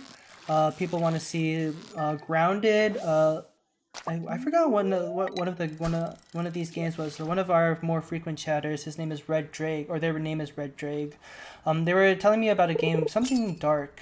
I'll have to look. I'll have to ask them what the recommendation was. But yeah, that was another recommendation they had. The Forest is another game that I'm looking forward to playing on stream as well. I have a bunch of ideas. Minecraft is another big one. I have a lot of stream ideas, but of course we're going to finish this first before we start doing anything new. By the way, this is going to be a little self-insert.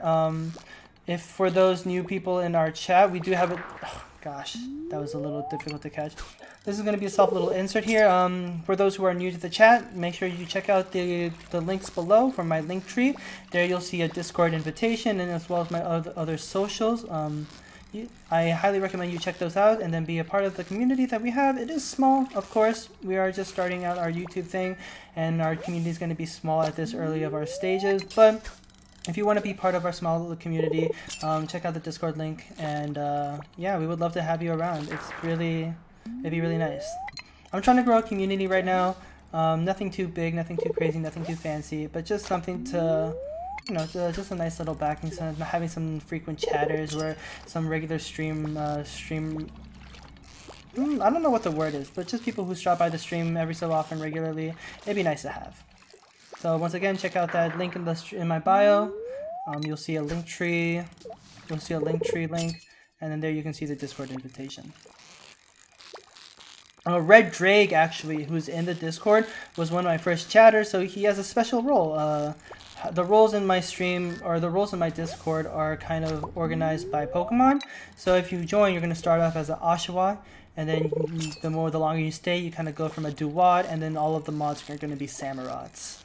But Red Drake, he asked me, like, hey, can I get the Garchomp role?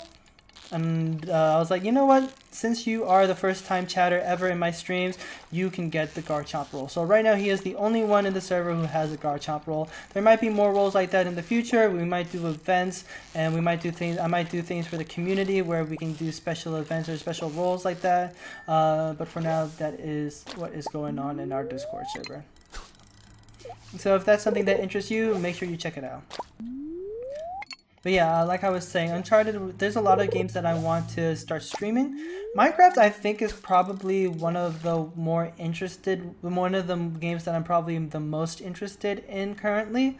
Because I like games like this. I like games like Stardew, Minecraft, Terraria, you know, crafting games, things that are a little more laid back and chill. I originally had started streaming Valorant on my YouTube channel. But you know, as time has gone by, I've kind of lost interest. I hit Ascendant in Valorant. And after I hit Ascendant, it was kind of like, well, I kind of don't really feel like playing the game anymore. I hit the rank that I wanted to, so I'm just gonna play some of the other games that I had interest in. Like, for example, I never really beaten the Ender Dragon legit. Like, most of the Minecraft worlds that I've started, I've either just played for fun or never finished. So one of the things that I want to do is, since I never beat the Ender Dragon, I want to try beating the Ender Dragon on stream. I think that would make for some great content. After we catch this fish, I think we're gonna head back home. Cause it is pretty late, and I don't really want to use too much stuff on energy. And our fishing buff ran out as well too, so I think it's a good time to head home anyway. We'll do one more cast, I think. Yeah, we'll do one more cast since this ripple is still here. Well, let me see if I can actually catch this fish, this slippery little bastard. Ooh, nice. See, one of the, yeah, you gotta know how to bounce. I think one of the really good skills that you can learn in fishing is bouncing the bar from the top straight to the bottom. Because a lot of fish like to bounce from top to bottom, and if you can learn how to use the momentum against them, like bounce your bar off the top and then shoot it back down to the bottom while canceling the little bounce that it does when it hits the bottom, I think that will be a super great help for fishing. It is a little bit hard to do, and I'm not gonna lie, it's like when I do get that, it's most of the time just luck. So I'm not gonna say I know how to do it, but the times that I do pull it off, it is a huge lifesaver for me. Let's go pick this up. Before we go to bed, I do want to make some tea saplings as well, because we do have the 2 wild horseradish. So I can make a few forageables, and I think we can make 10 tea saplings. And then that will give us a bit of money to work with. We also don't have a lot of money, or a lot of wood either, so I don't think I can make too many tea saplings here. Yeah, I don't have a lot of wood. Which is fine. I'll just put this, and this in here. We'll put the rice shoots in here as well. Where's my salmon berries? My salmon berries are here. Okay. So let me grab these. And then let me grab these. And then let's sell our stuff. We'll sell this,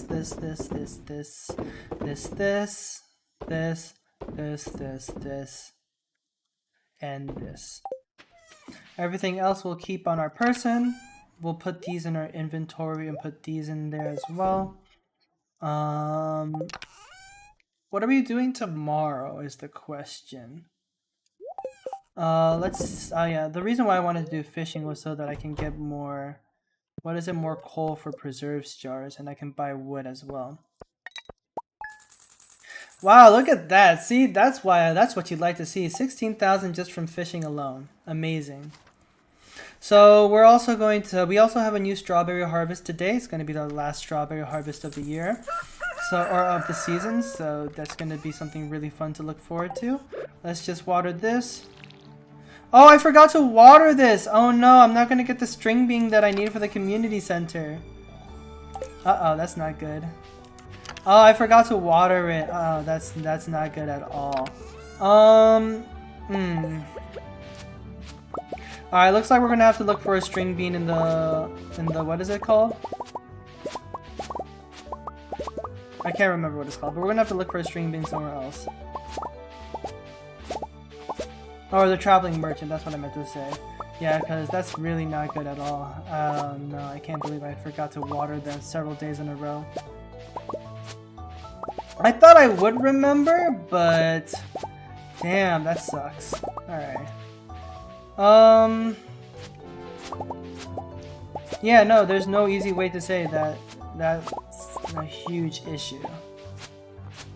Hmm. I don't know how to salvage that. I think I just have to get lucky with the... I think I just have to get lucky with the... What's it called? With the traveling car. It is Emily's birthday. Do we have anything that she likes? I think she likes jade, right? Yeah, so we'll send her a jade. Let's go send this to Emily.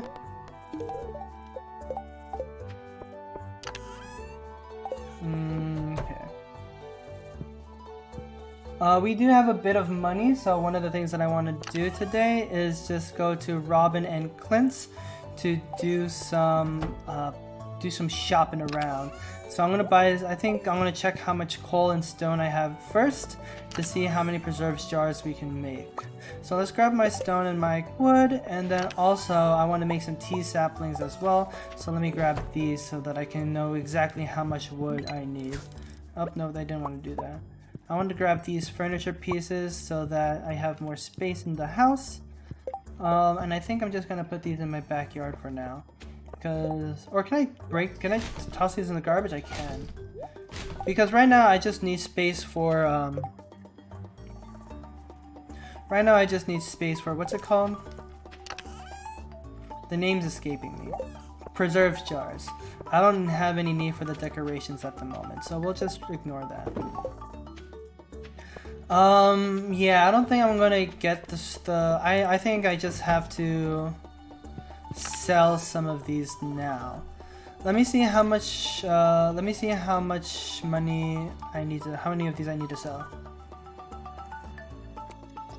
So we need 200 starfruit, and each one is about 400 each. We need about 80,000, and we're not gonna get anywhere near that with only just our strawberries. This is a bit problematic, isn't it? Especially because I want a lot of preserves jars now. We have to think of something. Yeah, we have to think of something. We can fish a little more, which will give us maybe another 20,000. And that will put us at 40,000. And then with the strawberries that we sell, we can make... With the strawberries that we sell, we need to sell about 80,000 or another 40,000 worth. And this is the amount of strawberries we need right here. These strawberries, some of these strawberries are going to be done tomorrow too. But I need to... Oh my gosh! Guys, why didn't anyone tell me I'm an idiot? I can't buy starfruit seeds. Sandy's is not even open. Oh, because I don't have the desert unlocked. Oh my gosh, I'm like 13 steps ahead. I need to slow my roll right now.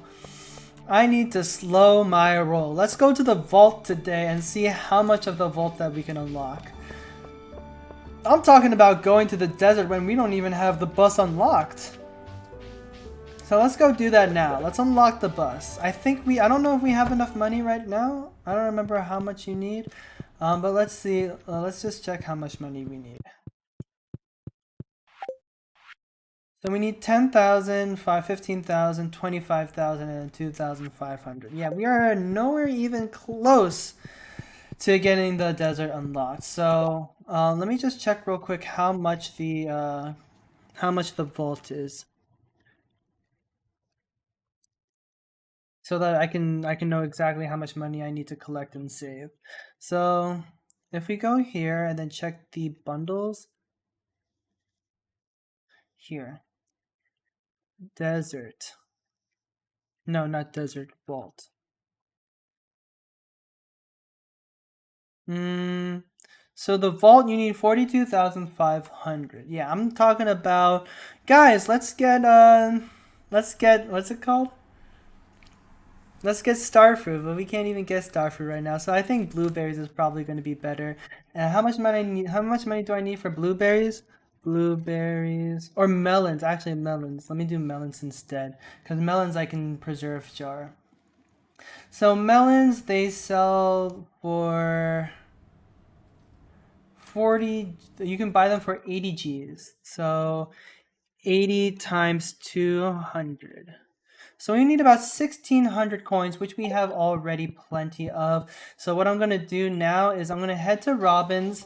I'm going to buy some, well, I'm going to first go to the mines, check how much coal we have in store, and then make preserves jars based on that. And then try to just fill up the entirety of my house with preserves jars, and then try to make the money off that. Man, that is embarrassing. I'm talking about star fruit, talking about preserves jars. I'm like, man, how are we gonna have 100,000 coins by then? I'm just talking out of my ass at this point. We don't got the money to go to the desert alone. How are we supposed to buy the star fruit? Oh, jeez Louise, man. So let's first stop by the mines. Let's just check how much coal we have here. Wow, we have 9 coal. That is That is a lot of coal, if I do say so myself. At least wood and coal are pretty cheap in the first year of Stardew, so I'm not freaking out too much.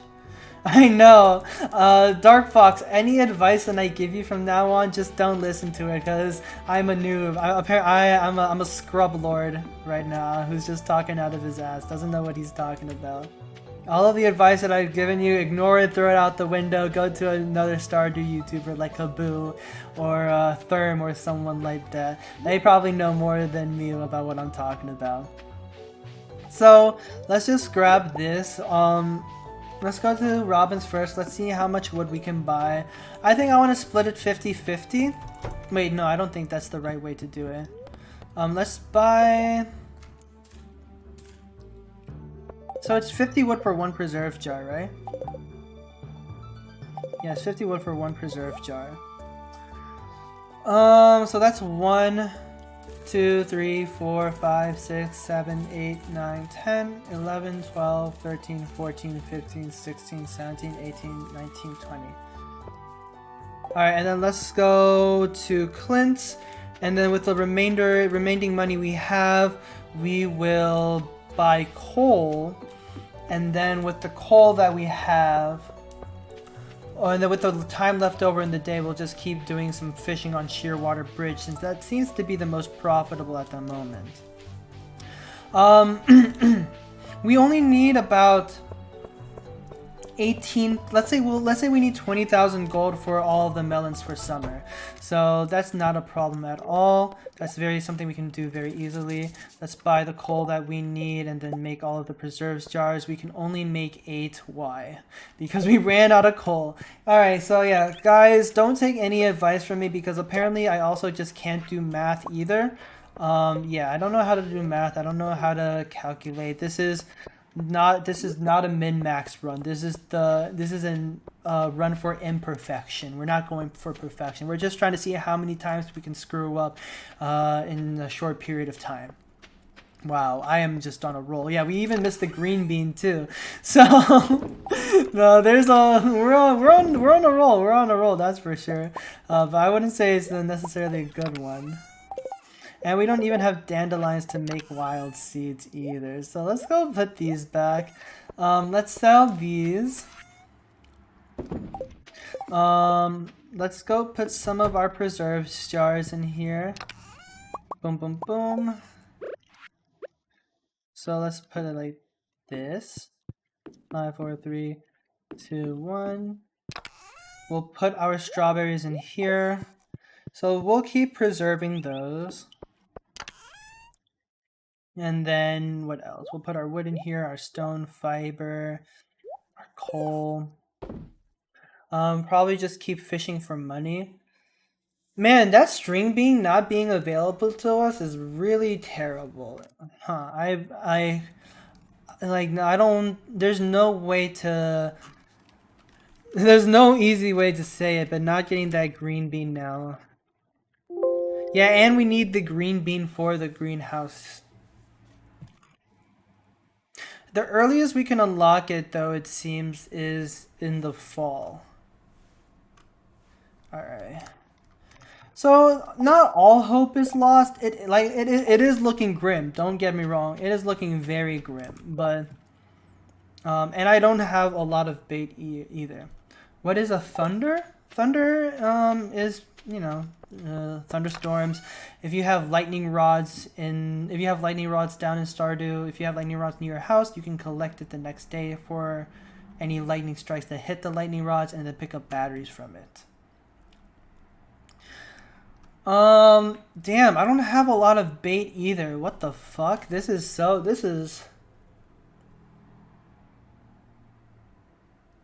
There's no real easy way to say this, guys, but we're fucked.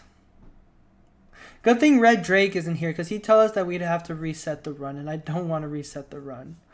Thunder Egg, it is a mineral. It is a mineral, that you can get from geodes, I believe. Let me check the spring crop. So all we're missing is the green bean and the cauliflower. Oh man, that really sucks. Okay, we just gotta move on. We can't keep dwelling on this. We have to move on, accept that we missed the green bean, and then see if we can get it through the traveling merchant or something else. Because that is our only hope at this point.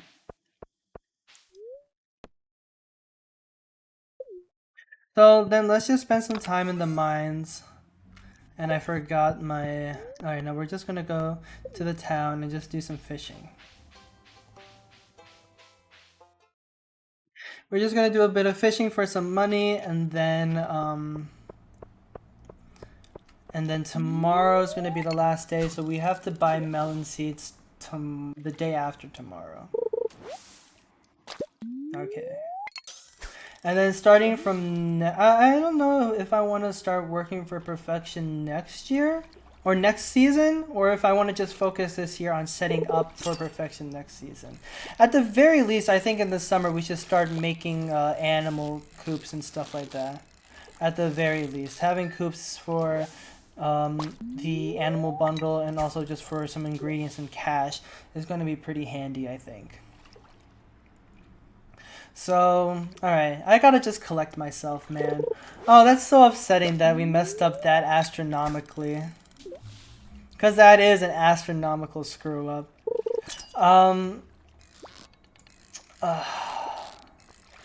Yeah, because like I said, I wasn't really... I got confused, I think. Because, like I said, I was not really working for perfection.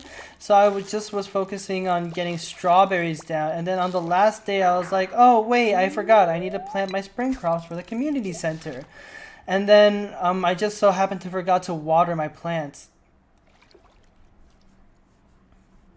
I had a feeling that this was going to happen too, because I didn't perfectly arrange the setup. The green bean was the only thing that I had to manually plant, and I thought that I would remember to water it every day, but nope, I missed 3 days in a row. Because the day that I planted it, it was supposed to have grown exactly on the 28th. So I missed 2 days in a row, not 3 days. 2 days in a row. I don't remember when I missed it, but... Alright, and then we're getting these impossible fish too. It is just bad luck after bad luck, huh? This game doesn't want to go easy on us at all. So we're just gonna keep fishing, and then, like I said, we gotta just accept the fact that we're bad and keep moving forward. But just come on, like, don't kick me while I'm down. At the very least, give me some easy catches. But it doesn't look like it. It looks like... Yep, it looks like it doesn't want to go easy on me at all. It looks like it just wants to ruthlessly keep going after me, this game. It is so unforgiving.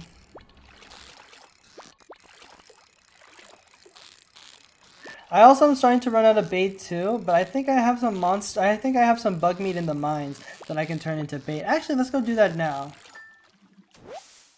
If we don't have to do it now, actually, maybe we shouldn't do it now. I think we should just focus on spending our time on as much fishing as possible.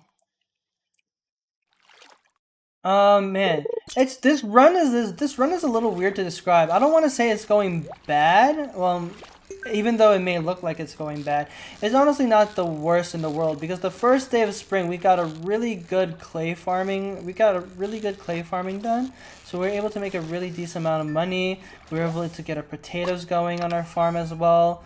And then we planted a lot of strawberries. It just so happens that the only thing that we messed up on happens to be the biggest thing we messed up on.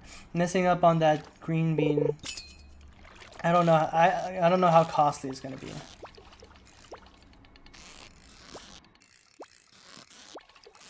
Let me just check to make sure that we can actually buy from the traveling merchant. Because honestly, I might just reset the farm here, reset the run, if we can't buy from the traveling merchant. Because it's not worth getting the greenhouse so late into the game. Honestly, we might do Jojo. We might do Jojamar. We might do Jojamar. We might do Jojamar. That if we have to, if we really have to, we might do Jojamar.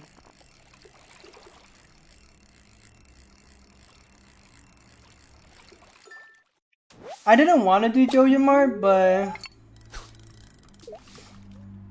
like considering that we missed the green bean, if we really, I don't know, like I don't know how long I should wait to see the green bean in the traveling merchant.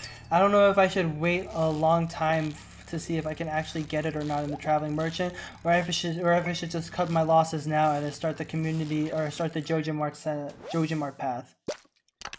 Because the reason why I'm kind of like back and forth is because I already said on my YouTube channel that I'm going to be doing the community center for this run.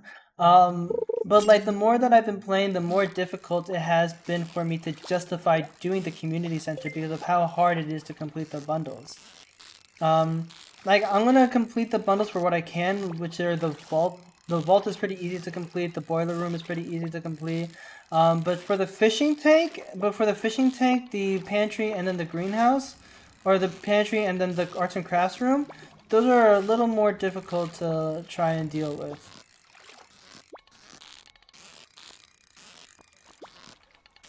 Why is this the hardest fish in the world to catch? Please. You're embarrassing me. You're making me look like I'm not the best fisher that Stardew Valley has ever seen.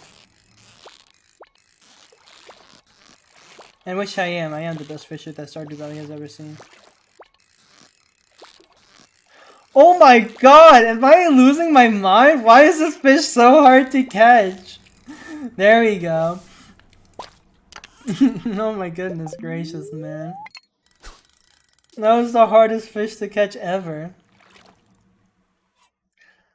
So, Alright, let's keep this between us. I'll delete that post and then we'll do the Jojo more. How many? Okay, we have 4 people. We have 4 people in this chat right now. How many here think that we should wait for the green bean to come in the traveling mart and then or traveling merchant? And then how many here think that we should do the community center? I know that Dark Fox is a bit new to the game, so they may not know the difference between the two community center and Jojo Mart.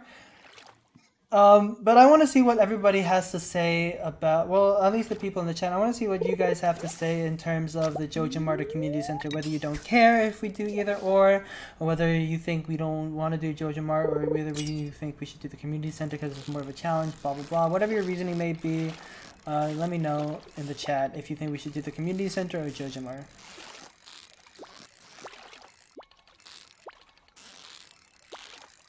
Come on. My breath still smells like peppermint.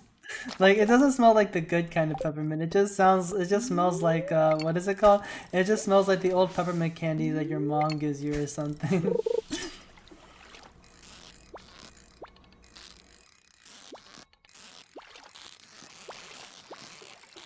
Come on. So I think we should make around 10,000 from this fishing haul here. Maybe like 9,000 or 8,000. I don't think we're gonna get too much money. Just because we didn't start fishing right off rip today. But that should be no problem at all.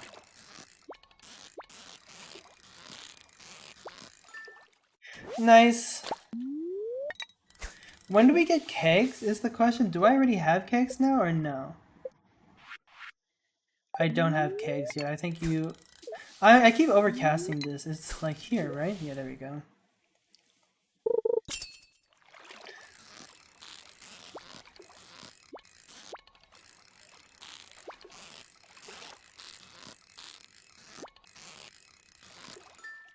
Nice. There we go. Throw that in one more time.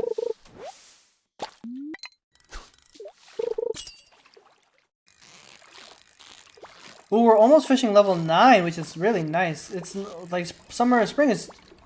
The first season is about to end, and we're already about to reach our first level 10 skill, and really amazing. Fishing is not my favorite thing to do, but, like, you know, it's fine.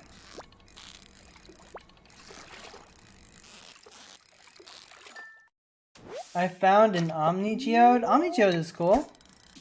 Omni Geodes, if you don't know, that just means that you can find any type of mineral in them. Because most of the time, depending on the geode, you can only find certain minerals in certain geodes. But Omni Geodes, they just have every mineral that you can find in that thing. They're not really rare, especially when you go to the desert. You can find a whole bunch of them, so you don't have to like save it or worry about only finding one of them. So you can use it, it's up to you, to use it as you'd like. Oh man, that was bad.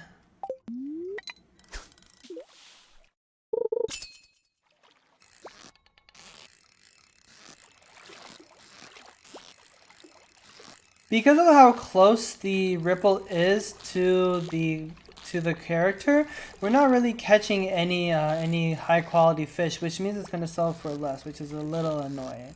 But I think it should be fine.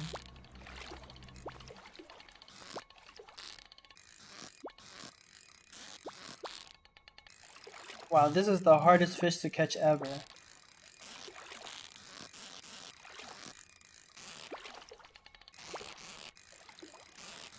Is this another puppy fish? Why do I feel like I'm fighting for my life here? Yeah, it's another puppy fish. We reached level 9 fishing, so we can pass out if we really want to, but I don't think I want to spend the entire day fishing here. So let's just grab this treasure chest and then go back to the fishing, trying to catch that fish. You always want to go for the treasure chest if you can, because the treasure chest gives you bonus experience when you fish, when you reel that in, and then on top of that, it also has a chance to give you some really good artifacts that you need for the museum.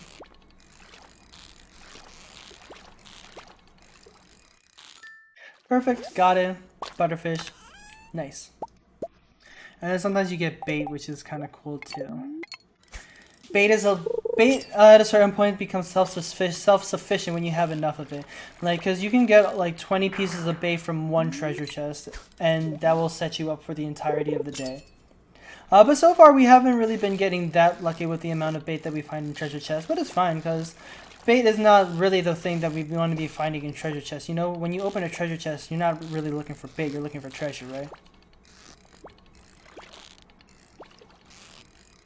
Come on, come on, come on, come on, come on. Boom. There we go.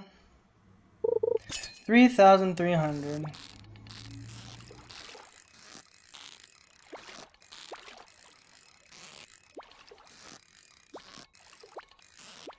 Come on.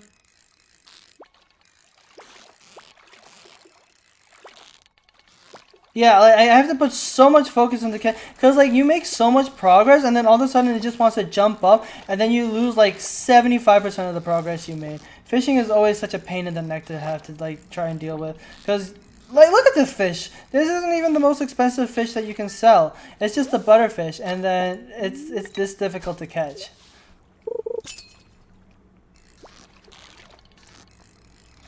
Oh my goodness.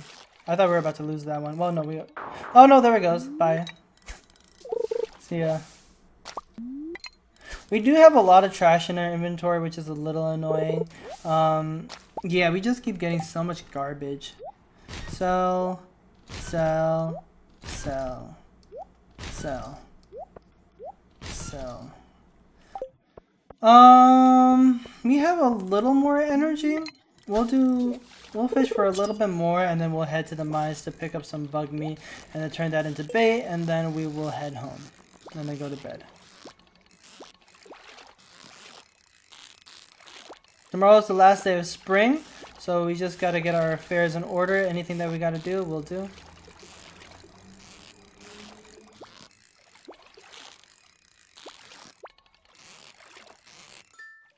Perfect. Another puppy fish. Puppy fish also to sell for the most money, so it's always good to see those. We'll cast one more. We'll cast one more hook in, and then we'll call it a day, and then we'll head to the mines. And of course, we get trash as our last two things. How upsetting is that? So let's head home. Let's go pick up the bug meat at the mines. We'll turn that into bait, replace the bait in our rod, and then end the day there. Mines. Where's my bug meat? Is it at home? I hope we didn't sell it. That would be tragic.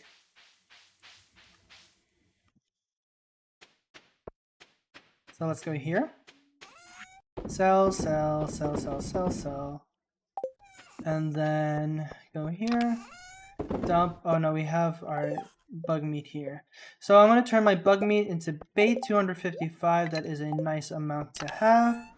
I do kind of wanna... No. Alright, yeah, we'll go to bed here and then get to business tomorrow. We got to level 7 farming. Oh, we got to level 8 farming, so now we have kegs. So we can probably start, ooh, 10,000, not bad at all. Let's start making more preserves jars. We don't really have a lot for... Oh, we have a cooking recipe. So let's go check the traveling merchants today. Hopefully we can get a green bean to save our souls. Let me bring my wood, copper, gold, any forageables. And then I'll keep these, yeah. Oh, and we have some strawberries done as well. Okay, let's just grab these. I mean, we already have kegs, so the likelihood of us actually making some wine in the summer is pretty likely. We could do it if we wanted to. It's just a matter of getting oak resin. Oak resin is probably the hardest thing to try and get at the moment. Let me move the TV down here, and then we'll head home. Or we'll head to the ancient merchant. Everybody, cross your fingers! Because if we want to keep doing the community center run, we have to get a green bean in the traveling merchant. I don't know what the chances are. I don't even know if it's possible. But if we really don't want to do Joja Mart, it's got to be now rather than never. So hold on to your butts. We have red mushroom, slime, pufferfish, juice, coleslaw, fiddlehead, fern, pepper seeds, wild horseradish, tuna, tulip, small crystal, and a rare seed. So very unfortunately, we do not get to have those. But that is okay, we will push forward. Let's go check out real quick. Let's go to Clint. Let's try to find any dandelions along the way, but I highly doubt we're going to find any dandelions along the way. The reason I'm looking for dandelions is just to make some more wild seeds, so that I can, what's the word? I can make some more forageables, and then make some more tea saplings, and then get some more money off of that. I think we can get one here. Maybe. Maybe there's one here. No, unlucky. Let's go to the town. Anything I can sell? No, maybe there's a dandelion down underneath. Maybe we can find... All I need is one dandelion. If I can find a dandelion, then I can sell the tea saplings that are in my inventory now. You want to know what the funniest thing is? We actually could have gotten a green bean if we didn't skip one of the cutscenes, now that I'm thinking about it. We could have gotten a green bean and we could have gotten a quality sprinkler if we just didn't skip the cutscene. But I didn't think it would come back to bite me in the butt this much, so... Come on, open up, open up, open up, open up. Please. Hello? 9 o'clock, there we go. Let's buy some coal.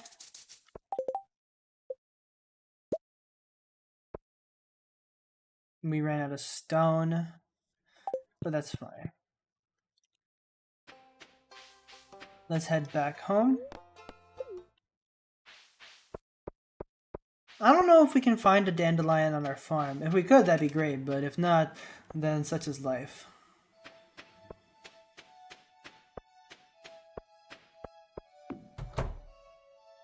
So let's go put these down here in our humble abode. Did we get any jelly? We did. We need one for the artisan, but I think we're just gonna sell it off rip. Let's empty out our inventory in here.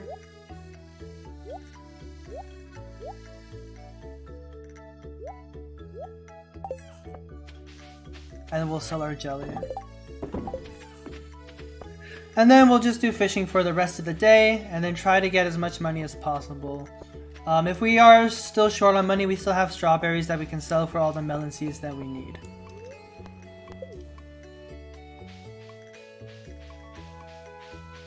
Once again, I'm just going to just throw this in here.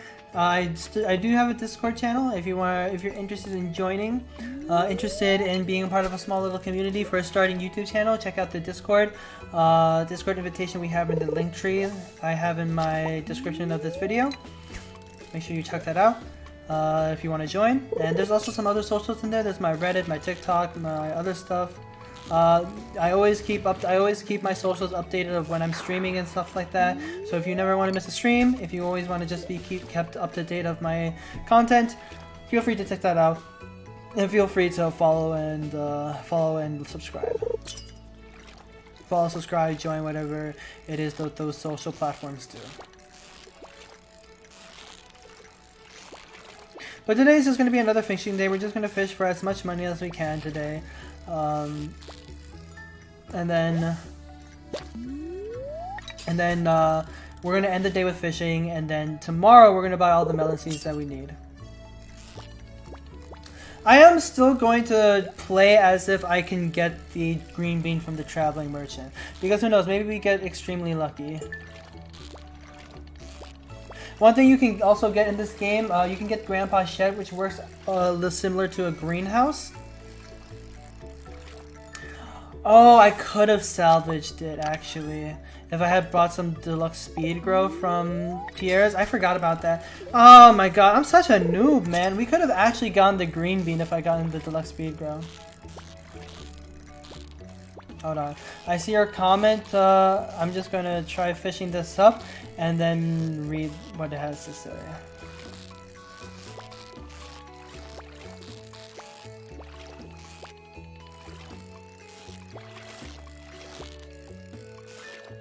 I just want to here in Germany. I have to say goodbye and see you next time. Thank you so much for joining the stream. It's always great to have support like yours and to have chatters like you in my stream. So thank you so much once again for joining. I really appreciate the love and support from you guys.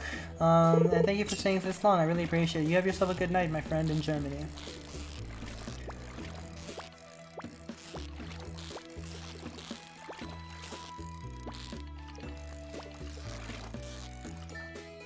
Boom. Keep getting on those butterfish. I just want to get as much money as possible so that I can sell the least amount of fish or least amount of strawberries when we have to start buying melon seeds.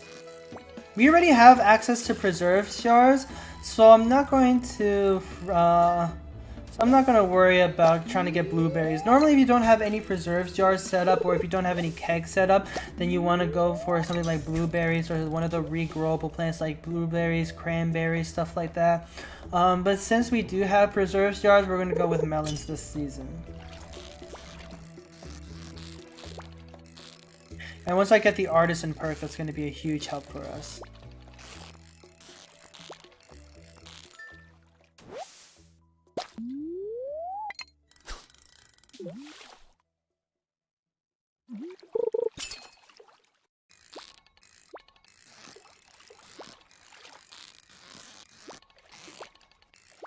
Ooh, this one's eluding us. I don't know if you're gonna. I don't know. Like, I kind of want to listen to some copyright music, but I don't know if I can get copyright struck for that. Cause I just want to listen to some music while we do fishing. Cause don't get me wrong, I love Stardew music, but there's only so much Stardew music that I can listen to in one go, you know. And then there's only so much of this reeling of the fish that I can listen to, you know. Like, I can only tolerate so much, especially when we're doing this much fishing. Especially when fishing is going to be our main money-making source. Once we hit level 10, it's going to be really nice for fishing because we can get a 50% sales increase on top of the 25% sales increase we got from our first profession.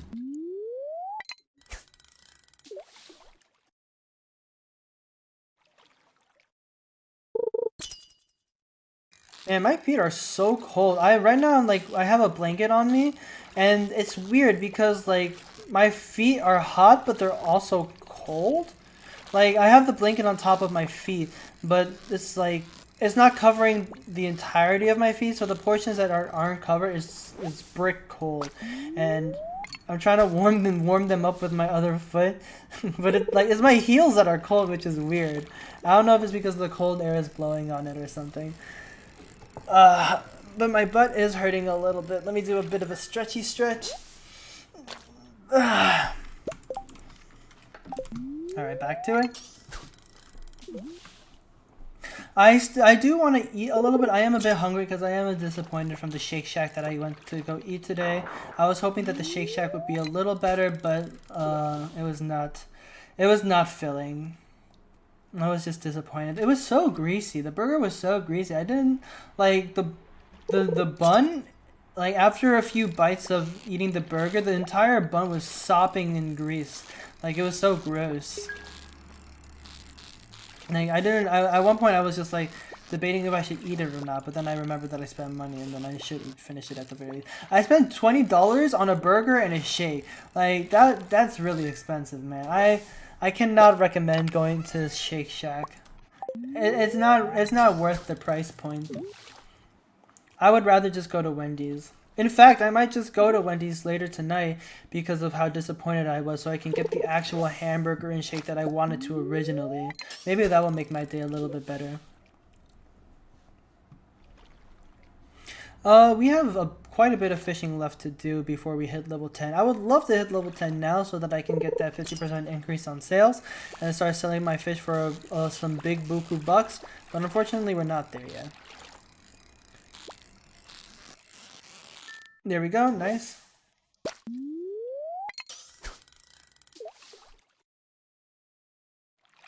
What may end up happening is that we just buy the greenhouse if we really need to. Ooh. Yeah, but I probably won't make a decision until we get to fall, I think. I think fall is when I'll choose the Joja Mart or the community center. Because I just need to get perfection within that time frame. It's going to be difficult, but I think I can do it.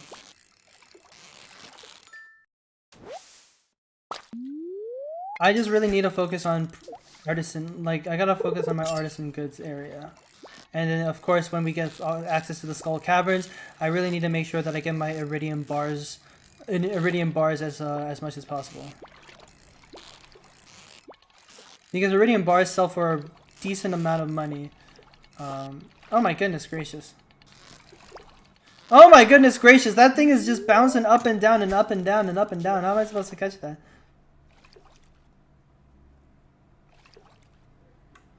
But yeah, so my biggest money makers are going to be from starfruit, pumpkins, melons. Oh wait, no, it's going to be from uh, artisan goods, skull cavern runs. Probably fishing is only good for the early game. I'm probably gonna get past this fishing phase sooner rather than later. But once this fishing day phase is over, then that's when we're going to start really making big bucks. The only reason why we're doing this now is because this is our only source of reliable income or steady income.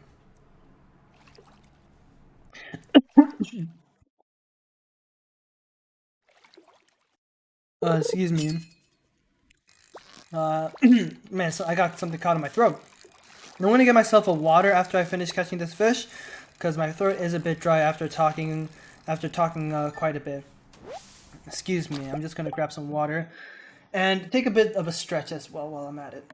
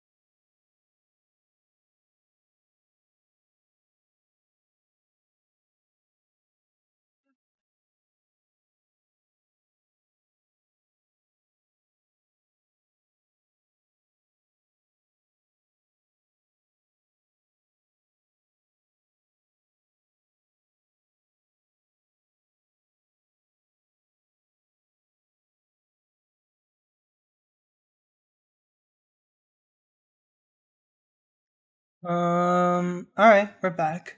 I got myself some water. Let me adjust my seat a bit. Get a nice little sip.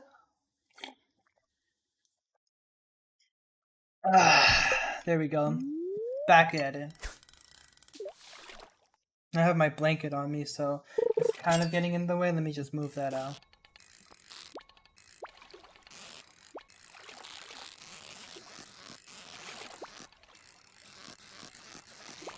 Ooh, there it goes. Oh, yeah. These fish on Shearwater Bridge are always going to be difficult to catch, but they are also the most profitable. So I don't want to let this big boy get away. Stay with me. Ooh, there we go. One thing that I kind of need, well, not kind of need, that I desperately need right now is some anime recommendations or manga recommendations, because I've been kind of trying to keep up with my manga and animes, but some of them are just kind of letting me down. Like I haven't been really enjoying a lot of them. One of the only things that I'm really looking forward to right now is Welcome to Demon School Iruma, but the anime is really disappointing, and the manga hasn't been updated for a while, so. I'm lacking on my watch list right now. I know I was watching Blue Lock earlier this season, but honestly, Blue Lock hasn't really been that interesting. I've been reading One Piece, which is nice, but One Piece releases a chapter like what every week or every other week. So I kind of want something that I can binge watch or binge read. You know, something that I can finish quickly. So if you guys have any recommendations, feel free to drop a suggestion. I've been also on TikTok trying to find good recommendations, but like the recommendations that I find interesting, the last time these mangas were updated were like months ago, and then I won't see an update on it again. Like one of the ones I was reading was called like a backwater swordsman becomes an instructor or something like that. I don't remember what the exact name of it is. It's a weird ass long name, but it was a really good. They had a really interesting start and a really good beginning, but then they just stopped making chapters after November. It's been over a month since they last made a chapter. So Um, I'm just trying to find some good media. One of the ones that I kind of picked up recently was Sakamoto Days, but that was like a while ago. I've already caught up to it, you know. I was thinking, I was like, I'm so desperate for good media right now or good content that I've even considered watching a few older movies that I haven't watched in a while, like Jurassic Park or Jaws. Like I said, I was kind of going on a spiel about it before, but I hate watching movies. So a movie hating guy like me trying to turning to go to movies for some good content, that's how you know things are getting desperate. One of the things that I wanted to kind of revisit was Jurassic World, because I know it gets a lot of hate, obviously, but I don't know. I've never fully watched Jurassic World, the second one. I think the second one is with the Indominus Raptor, Indoraptor. I don't think I ever fully watched that one just because it was really bad and I didn't enjoy it. It kind of reminds me of the second Jurassic Park. Like, you know, when the T Rex kind of escapes into America, and then there's the whole thing about how dinosaurs are. Everyone knows that dinosaurs are real now. It's public, blah blah blah, stuff like that. Like, it kind of reminds me of that. Well, how the dinosaurs are. Okay, I didn't cancel the bounce. It kind of reminds me of that. But I did watch Jurassic Dominion, which is supposed to be the foreclosure on the whole Jurassic series. And I'm not gonna say it was bad, but there was a lot of shit happening in that movie. I don't know if it was a good thing or a bad thing. It definitely kept me interested. It kept me hooked, which I guess is a good thing, but I don't know if it was for the right reasons. Like, I just felt like so much shit was happening that my brain couldn't comprehend everything that was happening all at once. So it was always just a rat race to in my head just to try to comprehend what I just watched. There hasn't really been a Jaws rendition. I think, you know what movie they should remake? Jaws. I don't know why we only stopped at the third movie for that. Was the third movie bad? I don't remember. Like, I know that the first movie was great, but I don't remember if anyone had said anything about Jaws, like any of the Jaws series, because I think I only watched the first Jaws. There actually, you know what's a better shark movie? I know this is going to be controversial, but I think one of the best shark movies that are out there is probably the Deep Blue, or the one with Samuel L. Jackson. Samuel L. Jackson's in that movie, I remember. But I think that's one of the best shark movies. I love that movie so much.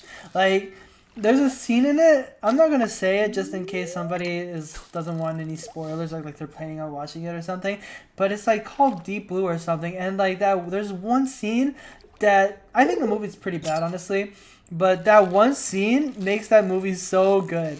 And I was talking about earlier how one scene doesn't make a movie good, but that one scene in that movie makes it good. I don't know. Like, I feel like I'm a bit of a hypocrite saying that, but you don't understand. That scene was just so. I don't know if I can even say if it was good or if it was just funny. You gotta watch it for yourself. I think it's called Deep Blue. It's a shark attack movie. You know, nothing crazy. It's like Jaws almost. But it's more recent than Jaws, much more recent than Jaws. There's a lot of movies that I want to watch, but I just don't think I have the patience for it. Like, I want to watch Sharknado because not because it's a good movie, but I feel like it would be a really funny experience if I did. By the way, make sure you always catch the fish first and then the treasure chest. Don't worry about the treasure chest if you can't catch the fish because the fish is just gonna get away. Lesson learned. Oh, actually, one thing that I kind of want to bring up was while I was at my interviews today, I had this one interview and it went really well. I think I presented myself very positively and I was very honest to them. But oh, can I get a perfect catch? No, of course not. But I was trying my very best to like be positive and be honest about myself. But one of the things I felt like I was slurring or stumbling or stuttering my words so often during my interview that I was like almost embarrassed. And at one point they asked me about my communication skills. Because that was one of the things that I said that I take pride in. I said I take pride in like being able to be patient with my customers and then being patient with them, understanding what they have, what they're trying to say to me, and then also communicate it back to the team, blah blah blah, yada yada yada, whatever. And I told them, like, even though I'm good at communicating, I'm not good at physical communication because, like, I feel like I mess up talking a lot. And then at the end of the interview, they were like, "Oh yeah, no. By the way, like one of the things you said during your interview was that you think that you mess up, like you think that you stutter or slur. But like, don't worry about it. Like you didn't do any of that at all during the hour interview." And I was like, "Really?"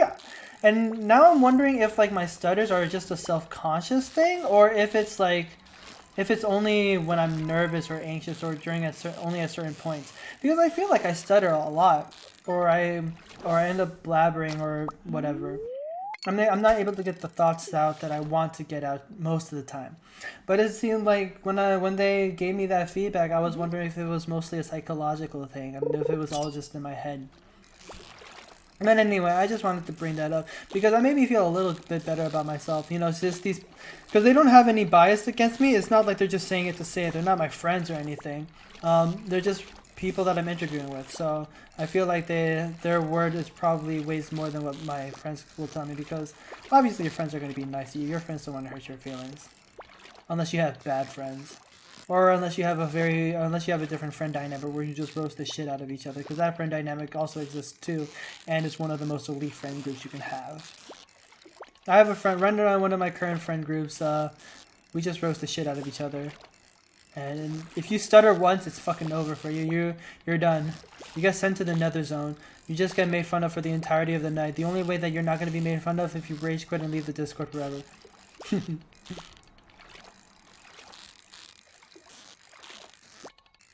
God damn, I feel like I've been catching this one fish forever, please. There's viewers that are trying to watch some entertaining content, and then all I'm doing right now is just fishing for this one thing.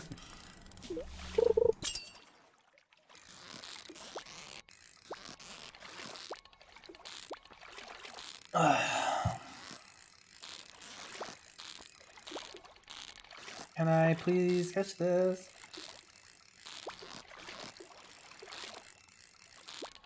Is this another puppy fish? This better be, because this is just moving so sporadically.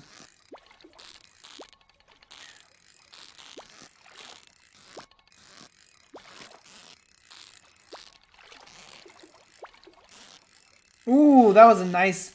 I kind of predicted that it would shoot upward beforehand, and I called it, and I caught it. Oh my goodness, I'm so good at fishing.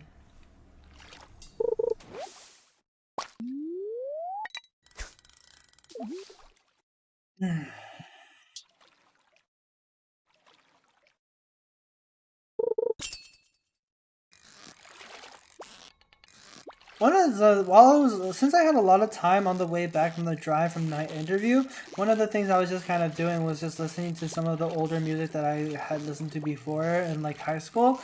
And one of the artists that I had listened to the most when I was in my high school time was J. Cole. Dude, his music is so good, especially 2014 Forest Hill Drives and For Your Eyes Only. Um, For Your Eyes Only came out when I was probably like a junior or a sophomore. Maybe it was when I was a senior, but I came out somewhere around that time. And I remember when that album first came out, it was not the album I expected it, but it was an amazing album nonetheless, especially the self-titled song For Your Eyes. It is such a beautiful story. And I love songs and rap about that. When someone's just talking about I don't know how to explain it. I don't know if because in the song there's one part that I really like, is that this guy, so the song is supposed to be based off like a dad and talking to his daughter. Just talking, he feels like the dad feels like he's about to die soon, so he writes this song as like a letter to his daughter before he passes, and he asks J. Cole to put the song out once he does die.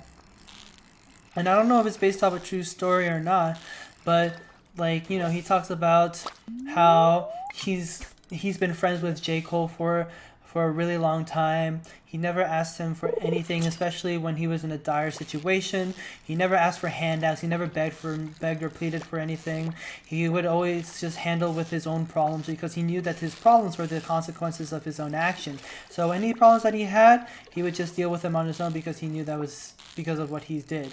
But despite not asking for anything in this entire relationship that they had with each other, he still asked the last thing before he passes was to give this song to his daughter, because one of the things that he's most proud of is being a father.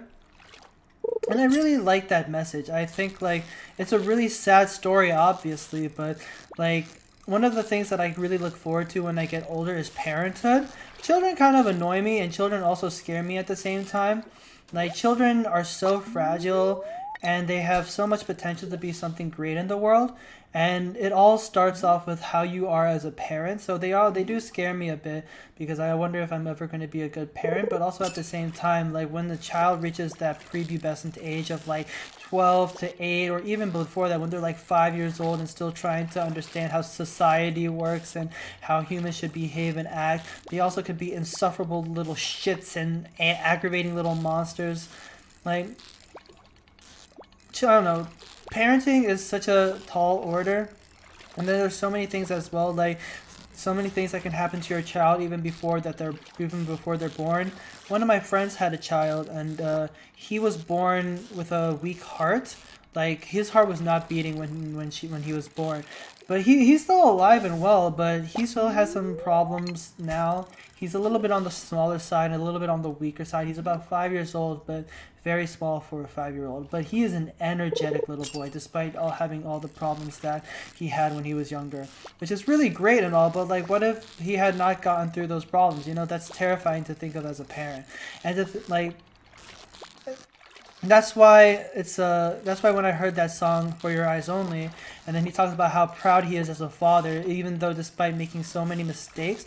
I'm really curious about childhood because, you know, one of the things that I hear pretty frequently is that you're not a parent, you could never understand.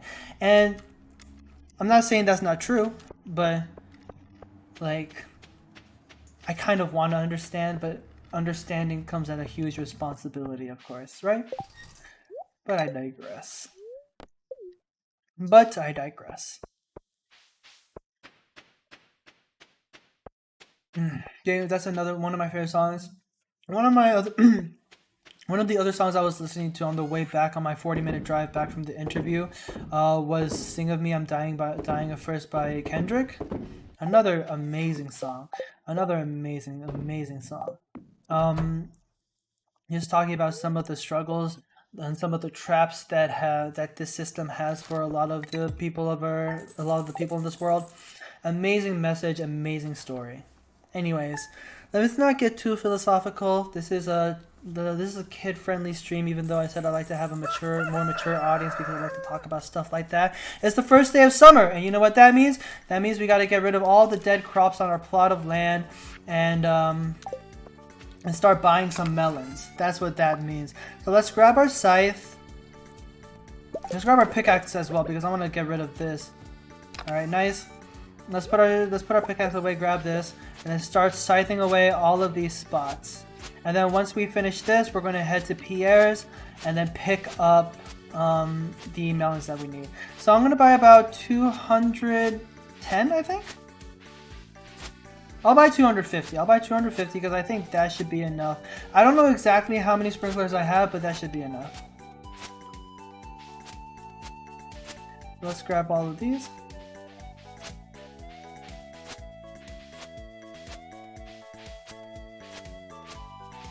Scythe all of these away. Our ancient fruit is still growing, which is nice. It's going to be 14 more days till these finish growing. Excellent.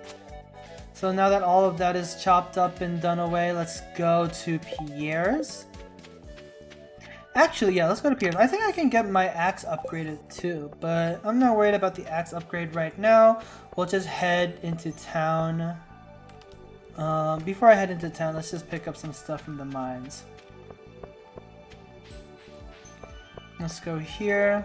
Oh no, actually I want to save my money for robins and for and for Clint, so that I can keep making preserve jars. I think that would be a better spend on my extra money. So let me just check real quick how much coal, wood, and stone I have. First thing I want to do is to buy the melon seeds that I need from JojaMart. I think they open at 10. I want to buy it from JojaMart and not Pierre's because in this mod pack, Stardew Valley Expanded, JojaMart actually sells the melon seeds cheaper than Pierre does. So first things first, I'm going to go to the mine, stop by here. I'm going to drop my just one piece of coal here. I'm going to pick up 5 pieces of iron. Nah. First place I'm going to start off with is Robin's. And then how many preserves, how many stones do I need?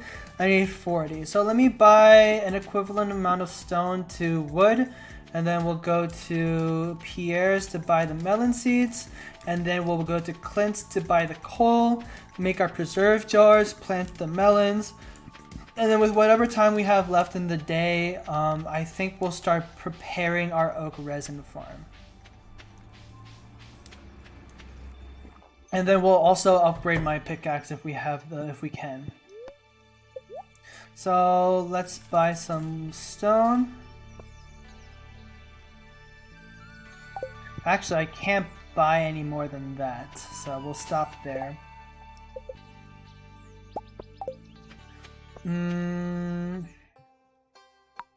This is a little unfortunate, no, not gonna lie. Oh yeah, let's pick up our summer forageables while we're at it so that we can complete the... Yeah, let's pick up some of the summer stuff that we need. We need to pick up a spice berry, a snap pea, and then what else?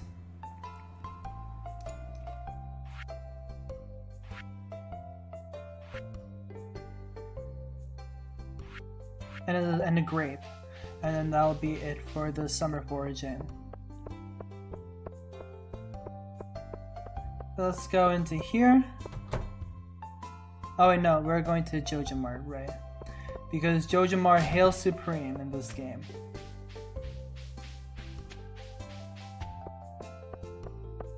Alright, it's 10 o'clock. That means JojaMart should be open now. Boom, pop on by. Skip the cutscene. And then let's look for the melons. 70. So let's buy 200. And then buy 1 pepper seed, 1 blueberry seed, 1 tomato seed for the community center. I also need corn too, but I don't want to worry about the corn right now. And then let's just spend the rest of the money on the melons. Alright, that sounds good. So we bought everything that we need to, so let's head back to our farm. Let's place these crops down, and then we'll do some more fishing, I think. Man, we have just been fishing. But to be honest, fishing is probably the best way to make money on our current game. So boom, boom, boom, and then everything else would just be planting the melon seeds we have.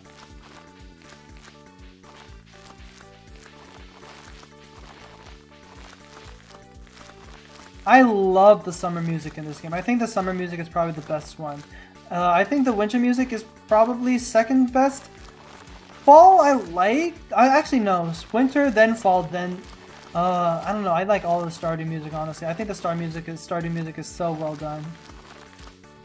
Let's put all of these in here, especially the mines. I was having a conversation about this with one of my chatters in one of my streams, where we're talking about the Ice Caves music. Dude, the Ice Caves music is so elite. Oh, let me make sure that I till those spots as well. So it looks like I'm missing a few spots that ended up dying because I didn't grow any strawberries there. So let's just continue filling this up. And then let's plant these over here. Perfect. Oh wait, there's one space that I missed. So let's grab this, grab our hoe. How many progress stars do we have? We have one basically. Maybe we'll do some, maybe we'll just do some, what's it called? Since we have all of the melon seeds that we need, maybe we'll just do some some dust sprite farming for the burglar's ring instead. Maybe that's how we'll be spending our day. So 1, 2, 1, 2, 1, 2. Any spaces that I'm missing? I don't think so. So let's put these in here. Put this all of this in here.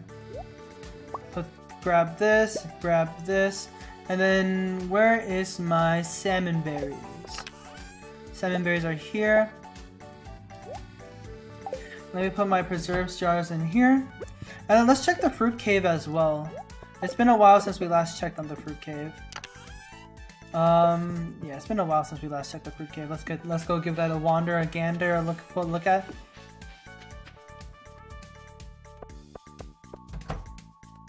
Maybe we can get some stuff for the community center. And I forgot my axe, so let's go pick that up real quick so that I can actually access the area. You know what? I don't care. I don't care enough. Let's just head straight for the mines. We're gonna get the bandit's ring. I just want to check as well how many more dust sprites we need to kill for the bandit's ring, because we already completed 2 of the Adventurers Guild Monster Slayer goals. I think it was for the Duggies and it was for the rock and the bugs, I think. So let me just check real quick. Yeah, for the cave insects and the Duggies we already finished. We have to kill a lot more dust sprites. Yeah, the insect sword is pretty trash. But we have a new hat. We have the hard hat, which is cool. I'm gonna wear that instead of our straw hat because I like the hard hat. And then let's just go into the mines and then start doing some dust sprite farming. I'm gonna go to floor 40. And then bada bing, bada boom, let's hit it.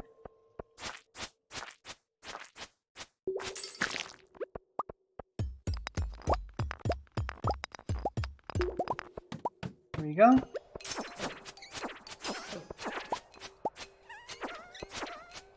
Nice. I'm not too worried about quartz. I don't think it's a liked gift by a lot of people. Yeah, it's not a liked gift by many. So, and we already have plenty of quartz to make the refined quartz that we'll need later on. So, I'm not going to obsess over it. One of the mistakes I made in my first playthrough was that I spent way too much coal just making refined quartz. And I ended up having so much excess refined quartz. But the frozen pier I will pick up because I know that is a like gift by a lot of people, yeah. So there. Yeah, we might end stream early today, just because I want to pick up some Wendy's before they close and before it gets too late. I don't want to eat too late.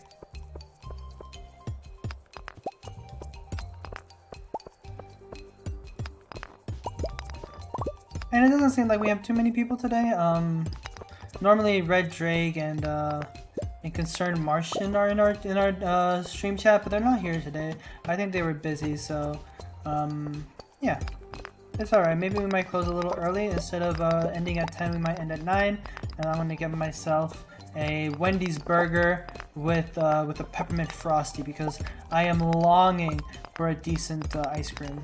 Because that peppermint shake I got at Shake Shack was so lame.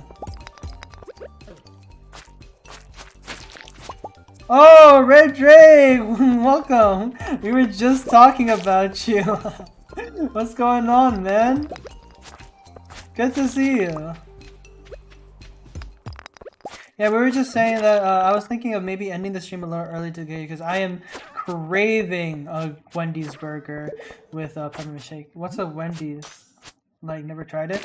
Wendy's is it's, you know, it's like McDonald's. It's very similar to McDonald's, I personally like Wendy's a little more. I like how their burgers, nuggets, and fries taste a lot more than McDonald's. And their chicken sandwich at Wendy's is really good. They have this really good spicy chicken sandwich. I know that McDonald's has one too, but I think Wendy's is better. Um, and they have these little small ice creams called Frosties.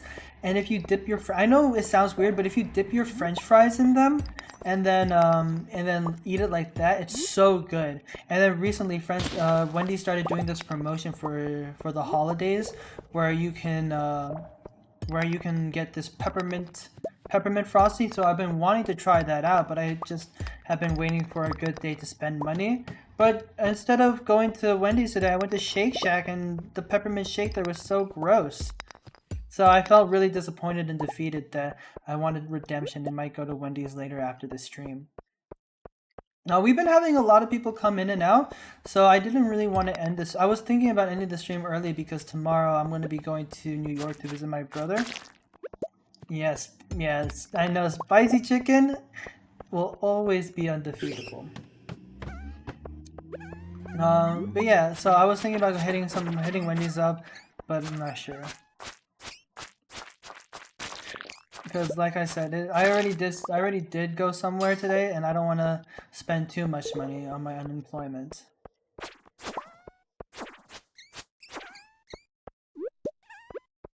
Oh, actually, we do need to get more stone here. We did mess up, Red Dre. We made a pretty big boo-boo. For the spring section, we forgot to water our green beans, so we forgot the green bean for the spring crops bundle. So now we have to either go with Joja Mart, or we have to wait for the traveling merchant to sell a green bean. Not the seed, the actual green bean itself. And I was talking to Chad saying that if you were in chat, you would have just asked us to to reset. But I think we've already made too much progress in this run to reset. But yeah, that is a pretty big hindrance. Everything else we've been doing really good with. We made a lot of money. We've been making preserve jars for our strawberries. So right now we're just turning those into jelly. We're just turning those into jelly for some money. And then we've been doing a lot of fishing for money as well. Just trying to buy all the materials we need for preserves jars and stuff like that. And right now we're just trying to get the bandit's ring so that we can get more coal. But yeah, so far this has been a good run. The only thing is that we severely we only made one big mistake, but that big mistake is once again pretty huge. You know, we didn't missing that green bean for the spring bundles crop. It's not good at all. So we either have to go Joja Mart so that we can spend money to buy the greenhouse, or we have to get lucky at the traveling merchant. I said that I was going to make my decision in fall, since that's about the time the community center is going to be done anyway. If we went with the community center rather than the Joja Mart, so I'll make my decision by then if I haven't found a green bean. As I said, just been your regular stream. We've just been fishing. Just been looking, fishing at Shearwater Bridge, getting a lot of money from there. We've made, we're at level 9 fishing now, almost level 10. So we're making some really decent progress on that end. Man, no ladder? Come on. Throw me a bone, please. How do you like your Garchomp role in the Discord server, by the way? I don't... Once I have like a stable job and everything, like stable income, I'm probably going to upgrade. And once I have more people in the Discord server, I'm probably going to upgrade it a bit and start boosting the server so that we can have some more customization, like so that we can have profile pictures for certain roles and stuff like that. Because when I was setting up the Garchomp role for you, there was one area that we can have a customized profile picture. So I was going to have a picture of Garchomp for that, but we need level 2 on our server. I would buy more boosts, but as of right now, since I don't have a job, I can't really do that.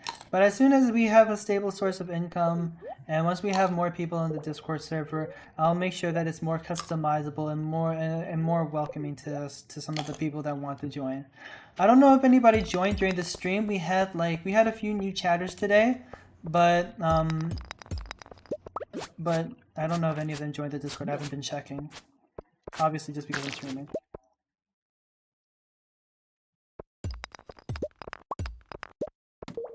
I'm assuming this might be your last stream for a bit after the new year, and haven't checked the Discord to see the change. Oh, okay, no problem. Yeah, no, this is gonna be my last stream for a while. Until at least the 26th. I don't really have anything planned for New Year, but I'm not planning on streaming from the 21st, which is tomorrow, to the 26th. Because I'm going to be spending time at my brother's place. But yeah, do not worry. Once I come back, we will go back to our wonderful Stardew content. And then hopefully when I come back from my brother's place, I will continue working on the 300 days video. So we still have a long ways to go. We still have a lot of work to get done.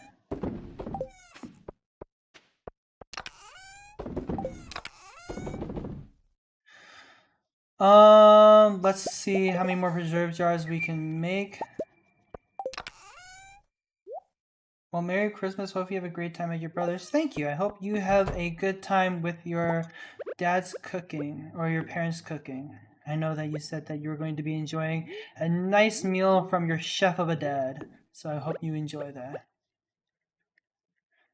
Let's put these preserve jars here. Did we get any jelly? No. I do have a bit of energy. Well, I'm going to get an energy penalty if I don't go to bed now. So let's just go to bed now. And then let's see how much money we get. Whoa! 297 coins? That's almost 300! That's not a lie.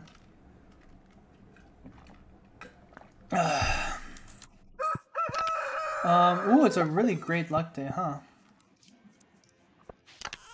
I hate this summer song. This summer song that's playing right now, I hate it. It's the worst one. So today we're just going to go straight into the mines. And I'm going to just look for as much dust sprites today. As many dust sprites as I can today. Because dust sprite farming is our #1 priority. I don't really need iron too much. Copper is probably the bigger thing that I need out of all the ores. But I need coal, and I also need I need the bandit ring.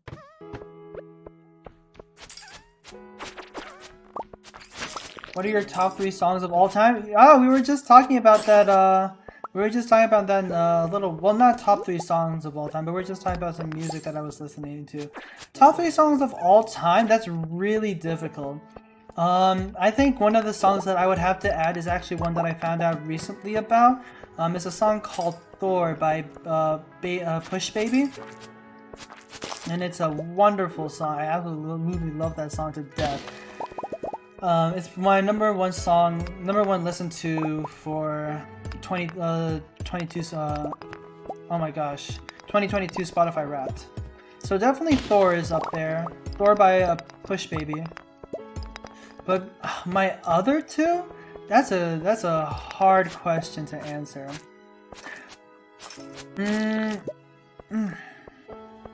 What's a song that I can never get sick of no matter how much I listen to? Oh, Prequel. I'm gonna say Prequel by Love Sad Kid, I think. Prequel by Love Sad Kid. And, what else? Prequel by Love Sad Kid, and then I think my second song is probably gonna be like a 21 Pilots song. Maybe Trapdoor by 21 Pilots on self-titled. I think that's what I'm gonna go with. #1, Thor by Push Baby. #2, Prequel by Love Sad Kid. And then #3, 21 Pilots, Trapdoor by their self-titled album. Yeah, I think that's what I'm gonna go with for now. How about you? What are your favorite songs of all time? Top three.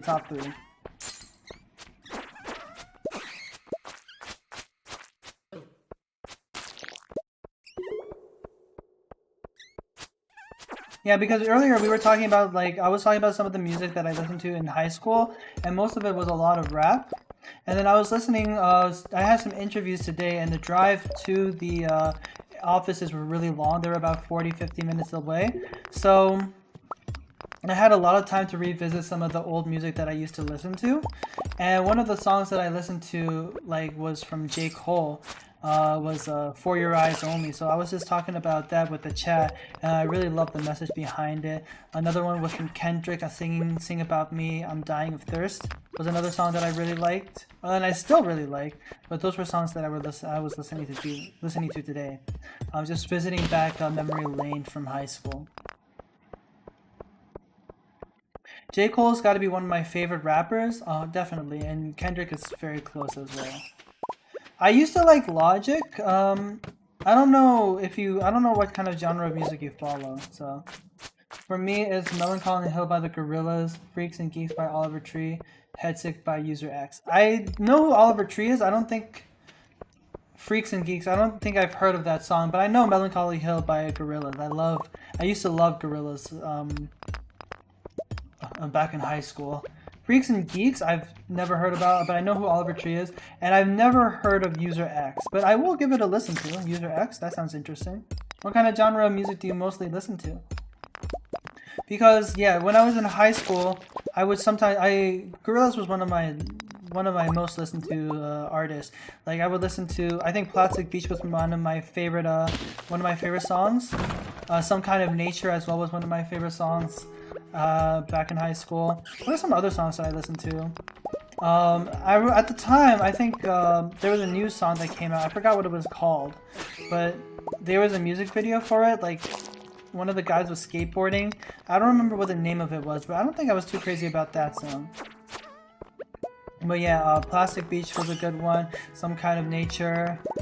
Feels Good Inc. obviously is one of the best songs that they have. Well, not the best. I'm not going to say best. I think one of the more popular. I think popular is a better way to describe it. But yeah, I don't really have a genre of music I listen to. I think indie pop is probably the most listened to I have. A bit of everything still. Got stuff from heavy metal to lo-fi rap. Ooh, if you like lo-fi rap, my friend, listen to Love Sad Kid. Some of his earlier work. Or some of their earlier work, I'm sorry. Love Sad Kid has a lot of really good lo-fi raps, especially his earlier stuff. Yeah, my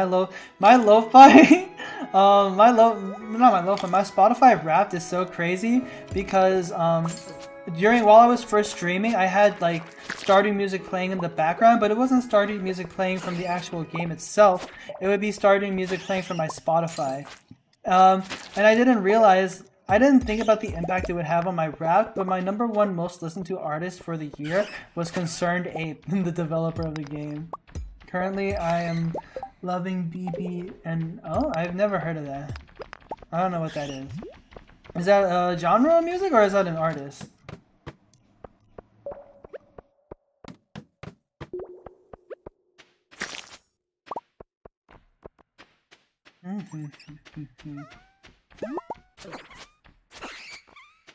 So yeah, if you wanna get into some more lo-fi rap, Love Sad Kid does great lo-fi rap.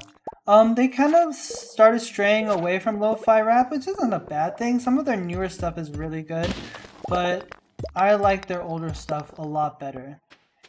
It's just personal preference for me. Like, I remember they had a tweet how they were saying that they weren't really happy with the direction their music was going, but I think it's amazing. Artist you say his name, Baby No Money. Oh, okay. Yeah, no, I've never heard of the artist, Baby No Money. When it comes to like modern day media, I'm usually in the dark about that kind of stuff because I don't tend to follow. I don't know what's usually trending on music. Normally, how I find my music is I just find most of my music on either YouTube or whatever Spotify recommends me. Edamame is my favorite song by him. That song sounds familiar. Edamame. Because I think I saw on TikTok somewhere that song was trending, but I don't remember how it goes, how it sounds like, or maybe I'm just like fabricating a memory.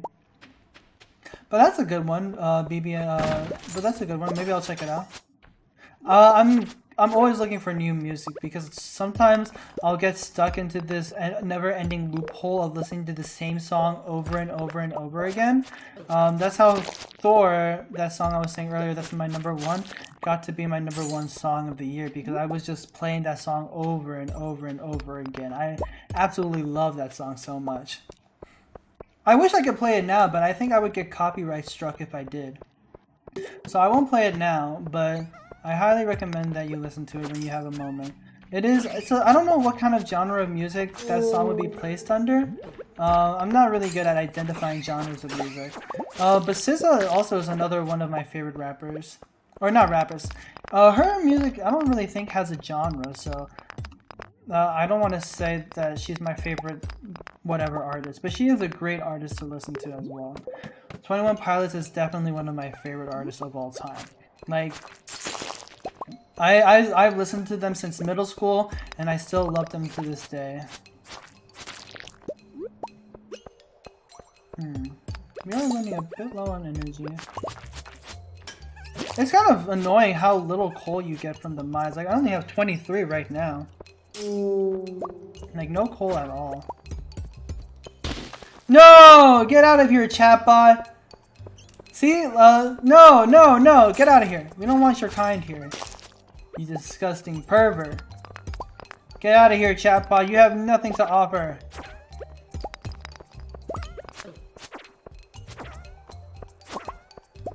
Gross. You're getting reported, blocked, and banned. I wonder if Twitch has this problem. I might move to Twitch if Twitch doesn't have this problem, because this is really annoying. It's always a different website, it's always a different channel, always spamming this shit.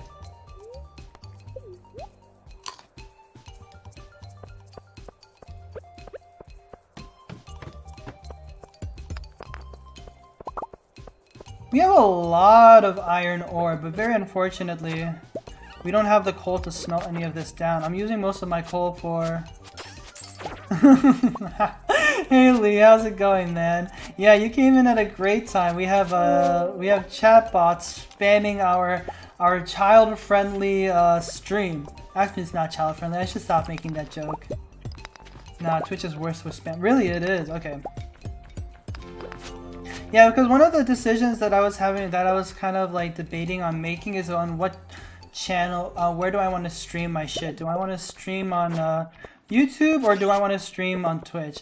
But ultimately I chose YouTube because I think it's easier with I think it's easier to handle with how streaming works and YouTube works, because I end up ultimately I'm going to be posting my VODs on YouTube, so I'd rather do it automatically for me than having to process an entire 5-hour video after I stream, you know? So that's why I ended up choosing YouTube. And plus, I think YouTube is more user-friendly too. But glad to have you, Lee. You came at probably an awkward time, since we had a disgusting bot here. But yeah, it's good to have you on our stream.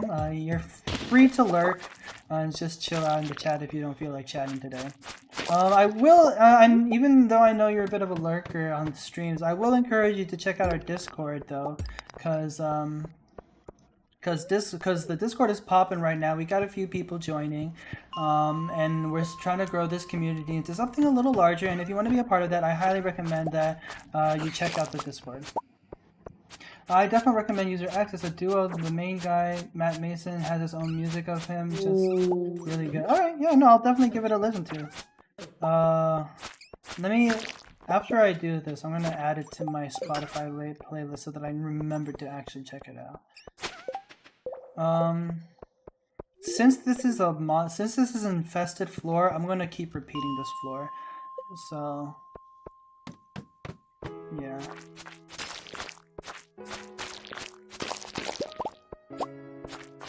The good thing, this is nice that this is an infested floor. That means I can just keep repeating this floor over and over and over again.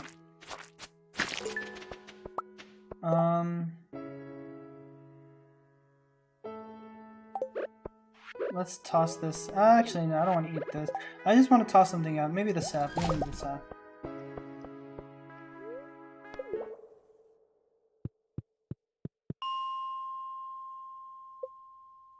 Yeah, but since we have an infested floor, I'm just going to keep repeating the floor. It was going to be a good way to get our combat score up, or combat level up, and then also get our Monster Slayer goals up as well. I was kind of hoping that we would see more dust sprites, though. I am seeing a very disappointing lack of dust sprites. If we don't get dust sprites again this floor, then I'm just going to keep going down, because I was hoping that at the very least we would get dust sprites. Oh yeah, we do get dust sprites. It was just that we were getting unlucky, I guess.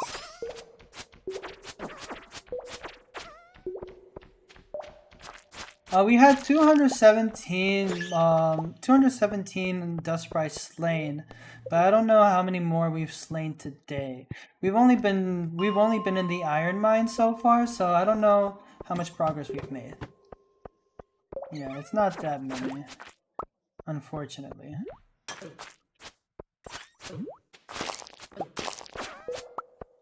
Let's check the community center. What fish? Oh, there's a nice amount of dust sprites here, huh?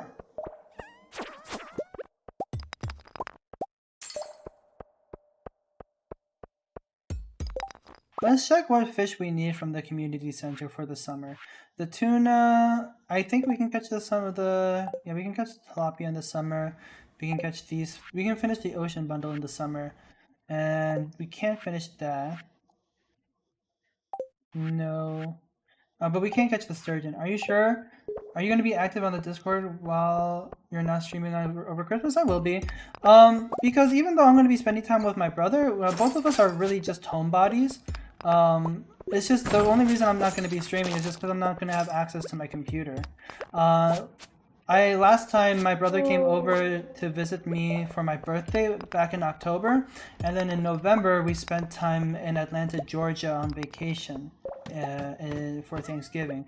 So now it's just his turn. It's just his turn to go to his place for our holiday. But I would like. Yeah, it's just his turn to go. If it was my turn, then I would still be streaming even though he was here. Just because, like I said, we're both homebodies. We just like to spend time together while we're at home. We don't really like going out too much. We're probably just going to be playing games together, honestly. And then attempt to cook. Because we're not the best chefs. But we did try. Before we were going to Atlanta, Georgia, before we knew we were going to go to Georgia, our original plan was to make our own Thanksgiving dinner. And I'm so happy that we ended up actually going to Georgia, because if we even tried making our own dinner, that was going to be a nightmare and a half. Let's leave the mines. But yeah, I'll still be active on the Discord. And then let's head home.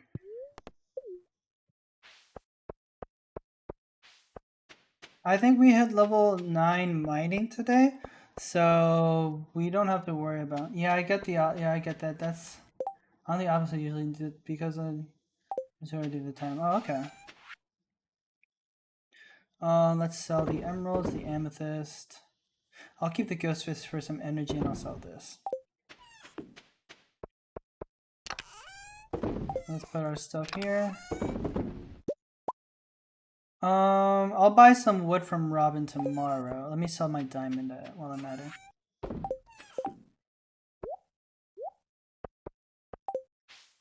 Alright, time to go to bed. Let's check. Did anything finish? We have 17 artisan, 17 jelly. So I'm going to sell this as well so that tomorrow I can have some money for more preserve jars. Boom.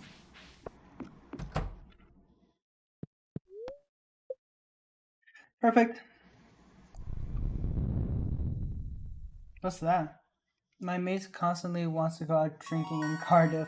Oh, yeah, no, I made a promise to myself that I never will ever drink in public again, because I made a bit of a fool I made myself too much of a fool one too many times outside. Because of some drinking because of public drinking, so I don't drink outside anymore. Too many bad experiences.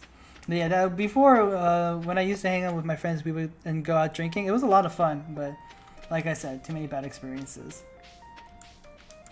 So we're gonna go back to the mines again, and then keep doing our coal farming and dust sprite farming.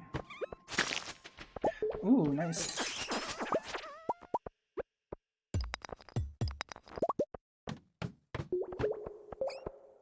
I don't know exactly how many dust sprites we have, how many dust sprites exactly we have farmed, but hopefully we can get close.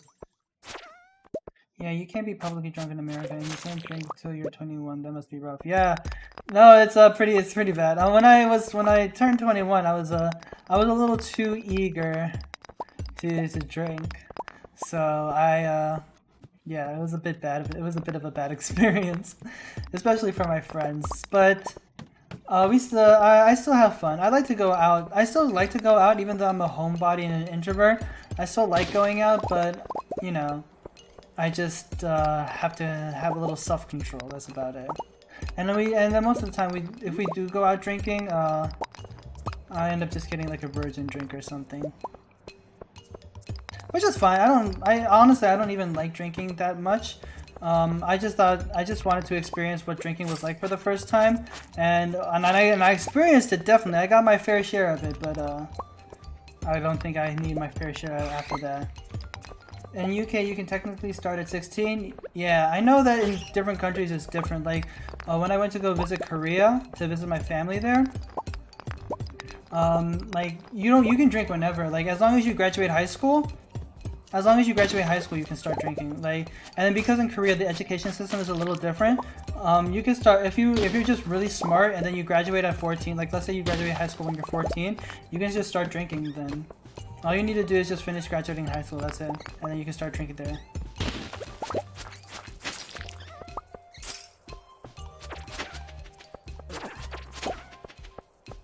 It's 9 o'clock now, so let's head to Robin's and then make some preserve jars. Now let's just buy some wood. I think we can buy maybe we can make like 4 preserve jars. No. Honestly, preserve jars are so expensive. I don't know why you need 8 coal for 1. That's a little ridiculous in my opinion that you need that many.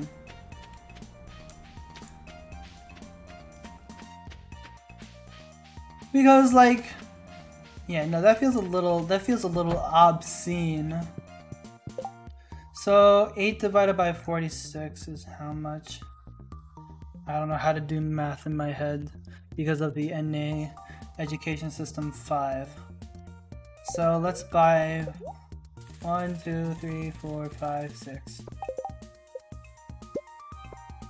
Okay, there we go.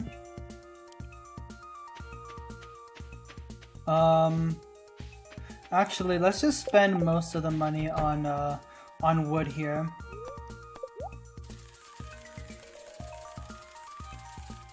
So that we don't have to buy it later on, you know? Because right now we're just focusing on preserved jars so that we can get money from our strawberries and then eventually our melons. I don't know when I want to start getting animals. Like I said, I'm not really going to be using animals for profit. I think what I'm going to be using animals for is just ingredients and friendship. So maybe like fall or summer. Thankfully for me, I'm not a lightweight drinker and need 3 pints before I start feeling it. Oh yeah, no, I'm definitely a lightweight. I thought I wasn't a lightweight because my family are all really heavy drinkers. Like they all have an incredibly high tolerance for alcohol, but unfortunately that was one of the genes that was not passed down. Ooh, I didn't want to start that. Oh, fuck.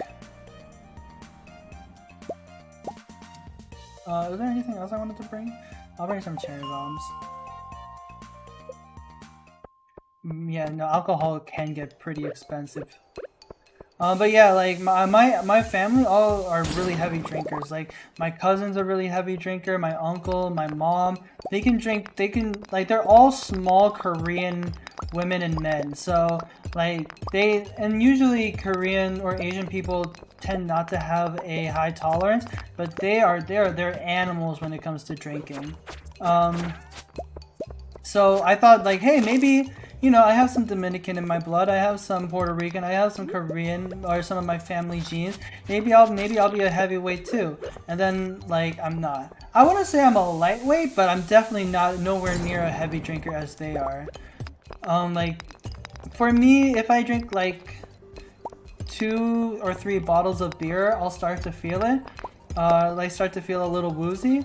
But you know, they can take shot after shot and beer after beer before they even start feeling a little drunk.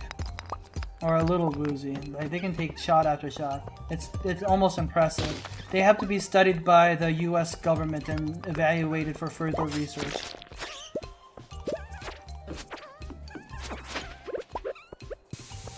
We're gonna use a few bombs to speed up this processing because I have the extra pad or the extra bomb for it.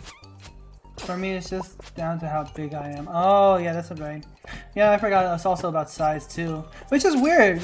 Which also like further increases the anomaly of my family because they're all small Korean people. You know, like you think that for small, like my mom is what 5'3", 5'2", and then you would think that for small people that they would not have a higher tolerance, but no, they have a really good tolerance.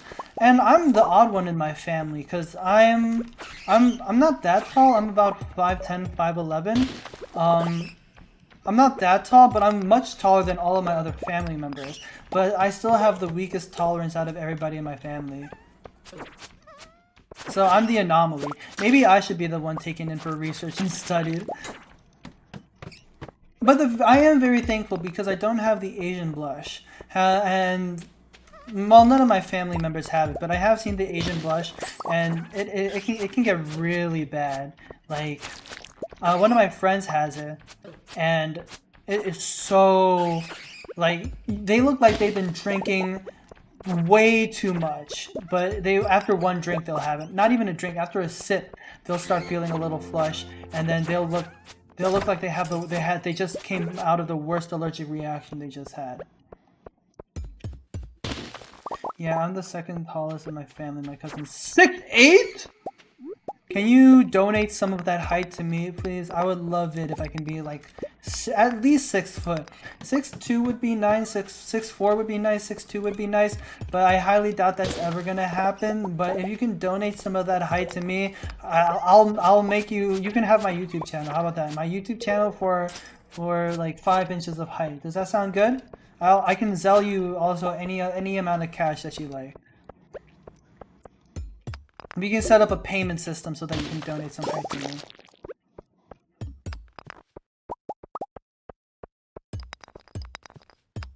Where's the ladder on this floor? Come on. Wait, how tall are you? I wish I'm 6'5". That's a nice height. That's a really nice height to be.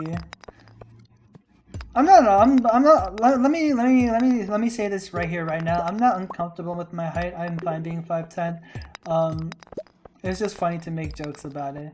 6'5" is really nice though. One of my friends, it's always so weird to talk to them because they are, I don't know how tall they are, but they're really tall. And they're pretty skinny too. But, you know, the way that they talk and the way that they carry themselves, I always, like, we talk a lot on Discord and we talk a lot over the phone or FaceTime, and I always imagine them like, they always talk like they have a very stout demeanor or a very, like, you know, you can kind of, like, have a sense of how someone may sound or someone's appearance by how they speak or how they carry themselves. Like, based on how they carry themselves or how they talk, I always think they're like 5'8", or I always think they would be the same height as me or something. But whenever I see them out in public, like whenever I see them and we meet in real life, they're always like, I'm always looking up like this, like, holy shit, what the fuck, Goliath?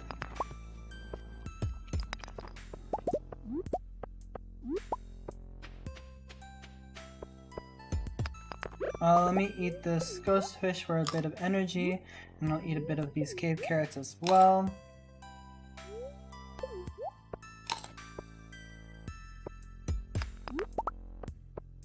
Nice-oo? How much coal do we have? 21? How many more preserve jars can we make? 2 more. Cool. I did lose 4 coal, which is a little annoying, but we'll cope. Or we'll live. I don't remember how many melons you can grow, or I don't know how long it takes for melons to grow, but I think you can only get 2 harvests in a single year. I was debating if I should do blueberries, but because we have preserve jars so early, I think it's worth going for the melons. Thankfully to my size, it's helped with playing rugby. Oh yeah, that's right. Dude, I can only imagine. I feel like you're the closest thing to a Giga Chat and like that I can possibly kind of like imagine in my head. Cause you gotta be a big dude and pretty, I don't know if muscular is the word, but I'm guessing you're a large guy, and I just imagine the beard, the height, the hair, like you're like the Welsh version of Giga Chad. I don't even know what the Welsh version of Giga Chad would look like in my mind. Like I can't physically picture it, but I feel like if it did exist, you would be basically it.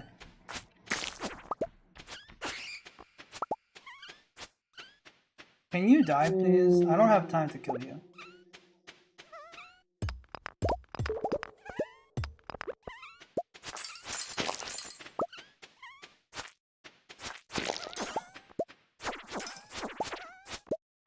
Oh, nice. We get to make 2 more preserve jars, which is good. We have a lot of wood and a lot of stone. I want to keep my money production up. Like I said, I don't really want to be spending too much time on material gathering, except for coal and except for the mines. Because the mines, I think we can make a really decent amount of money on, but like wood, stone, and shit like that, even coal, any extra coal that we need, I'm always just going to be buying it. But we're going to be spending most of the time in the mines, since this is probably where most of our profit is going to come from. I do, I do want to get bat wings sooner rather than later, but the problem is we don't have the crafting recipe for lightning rods yet, and we should get our foraging levels up sooner. I think tomorrow we can start doing that. I'm not good. I wish I'm really roughly 18 stone. Not sure what that's in pounds. 18 stone? I don't know. Yeah, I don't know what that means. 18 stone. Let's see. I weigh about 160 pounds, I think. Or 170 pounds. 160 or 170. I don't know what stones means, yeah. If it was kilograms, then I can kind of guess. Because kilograms is about like 20-pound difference. Or at least I can calculate it. But the stones is the first time I've ever heard weight calculated like that.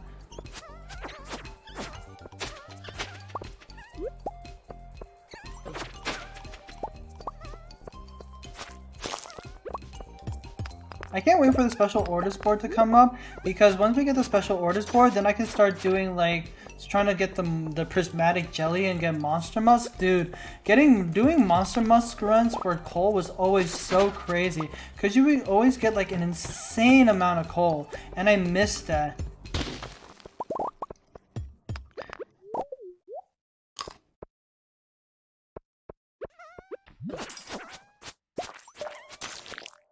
Nice. Let's keep going for it. Damn! You're a... I'm sorry, that came out wrong. I didn't mean that in a bad way. I meant like you're saying you're not a Giga Chad. I feel like that's like the perfect Giga Chad build. I didn't mean it I didn't mean the damn in an offensive way. I don't know, for some reason 18 stones didn't translate to 264 pounds in my mind. But that's massive, dude. Not in the bad way, like in a Giga Chad way. That's I don't know how to explain it, but like that's really impressive. You have you have a really good physique, I'm guessing. Yeah, 6'5" and what is it, 264 pounds? A lot of gym bros in America would kill for that physique. I'll use some of my bombs, honestly, because I have too many of these shits. I'll use some of the bombs here. I don't need this scroll, so we'll just keep going down. I don't think I leveled up either, so I probably have to head home soon. Let's get this up, nice. Alright, yeah, let's head home. We'll sell everything, put our preserve jars down, and then that should be... I mean, today was a pretty good day, honestly, I think. Let's make some more preserves jars. Man, I could have made one more, I think, if I didn't use my coal up. That's a little sad.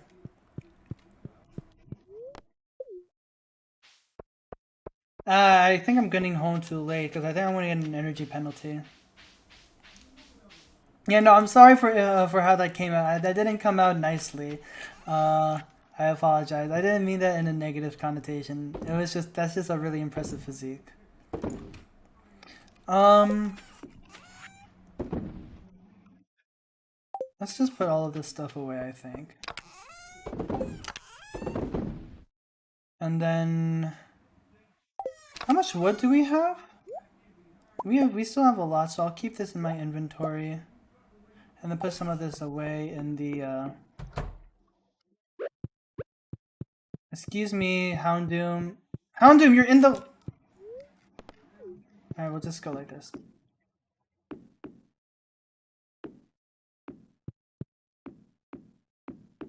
All right, there we go.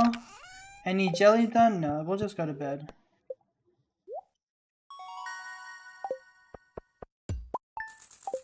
Excellent. We made a decent amount of money today, so let's just head out.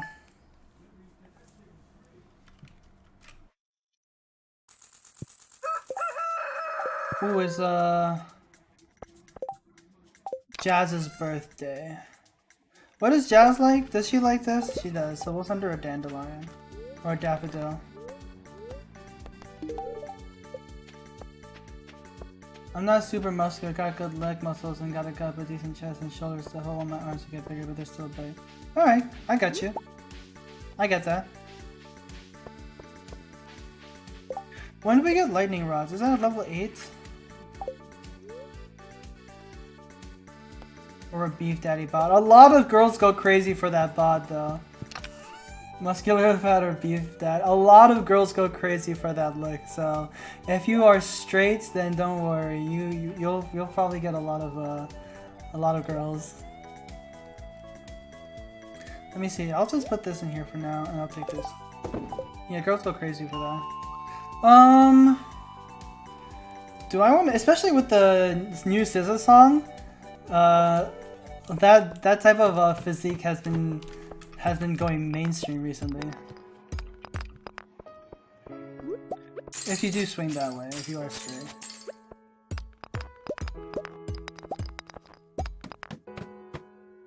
Or no, I don't know what your orientation is, so I'm not gonna assume.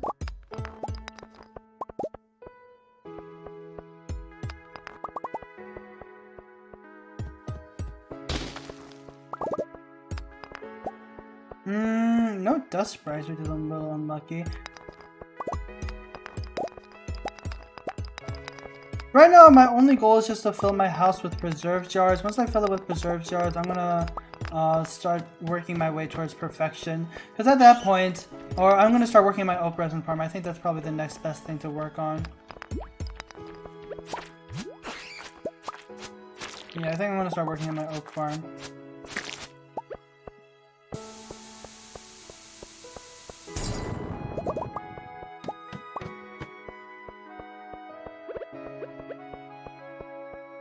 We'll just go down.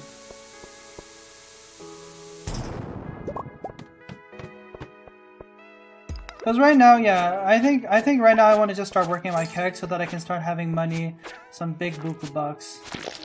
I think I really got to start working on the Skull Caverns. Honestly, we got to get to the desert soon. I think it's taking way too long for us to get to the desert.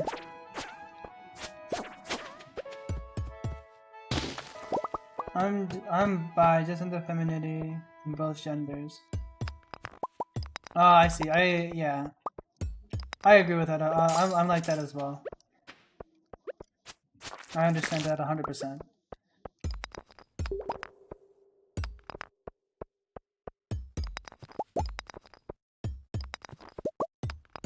Man, no dust sprites.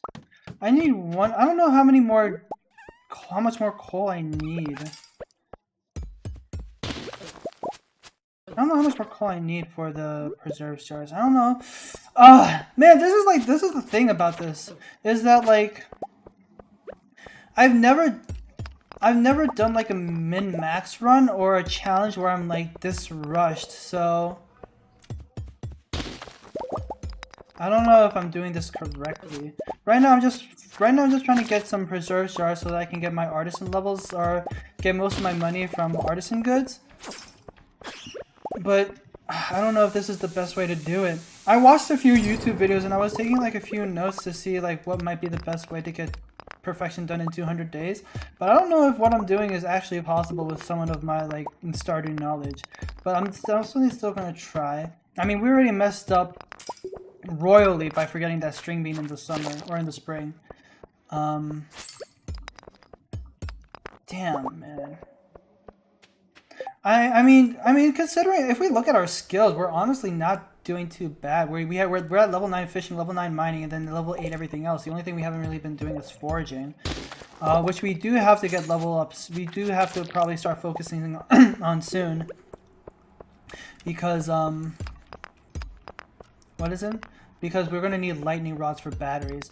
And the way that things are going, I might have to get my grandpa's shed before the greenhouse, which is not normally how you do things, but I might try to prioritize and rush it that way, because I did miss the green bean and I don't want to go Jojimar. Because even though Jojimar is really easy to complete the community center, I think in the long run, just for perfection purposes, I think it's easier if we went with the community center.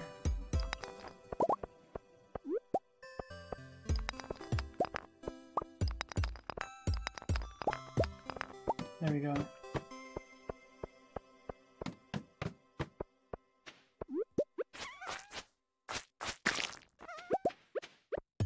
I don't know how close we are either to Dust Sprite Monster Slayer quest, because last time I checked it was 217, and we spent about 3 days in a row just farming for Dust Sprites. I think we've been getting like an average of 40 or... Yeah, I think we've been getting like an average of 30 or 40 coal every day. So let's say we're saying about 50, 60 coal, or 50, 60, what is it, Dust Sprites every day. So if we've been doing this for 2 days now, 3 days, this is going to be the 3rd day, we should have about 180. So yeah, no, we still have a long ways to go before we get the Bandit's Ring. But I want to get the Bandit's Ring as soon as possible. It's going to be a huge help, I think. Let's think about our game plan right now. So right now we're just focusing on like getting spring. We just wanted to make as much money as possible, and we did make a decent amount of money. Like, let's see, we made about 118,000 in the first year, or in the first spring. Honestly, not bad. Could be better, but yeah, not bad at all. Could be better. But now I want to start focusing on like getting all the fish that I need, because I think I'm not gonna get the fish if I... Well, maybe fishing should be the last. I don't know. Like, see, I'm lost on how I want to do this perfection. Well, the traveling merchant can definitely have green beans in stock, but not sure. Yeah, the chances are... I don't know if the chances are so low. And we need the community center to be done soon so that we can... You know what? I should have bought a string bean seed just in case we finished Grandpa's shed early.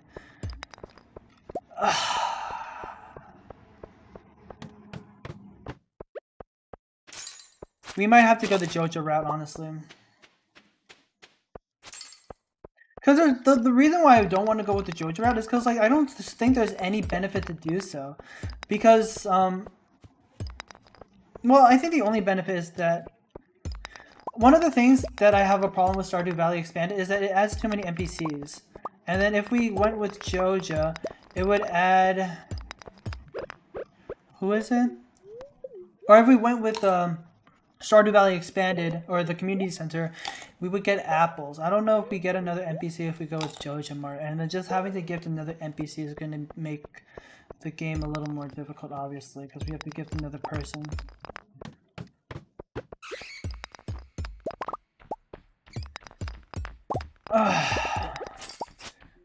You know what I'm thinking, right? I don't want to have to do it, but I'm thinking it right now. Yeah, are you thinking what I'm thinking, Red Drake? You probably are.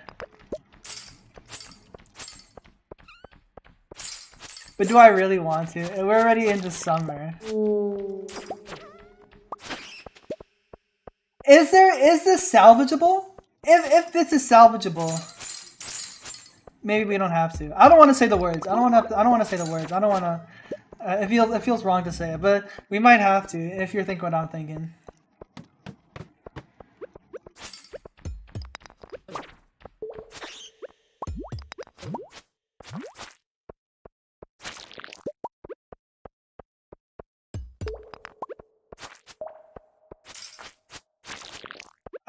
I think what I'm gonna do over winter is over the over while I'm at my brother's house is I'm gonna just figure out what the best plan is to I think I think I'm gonna sit down and then have like a day by day planning session to figure out what I want to do each and every day to get perfection within 200 days. I think the problem is that I'm not taking enough time to just sit down and figure out how I want to go about this.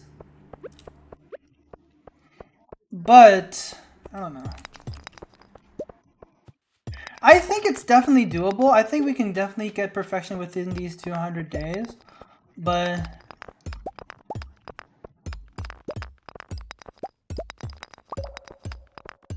yeah, I think I need to do more research on how I want to get this done. Because I had a lot of plans to make money, but it doesn't, like, when I tried it, it wasn't working. Like, for example, clay farming, it kind of worked, sorta, not really. We ended up having to reset because the clay farming wasn't going exactly as how we planned it. And then on top of that,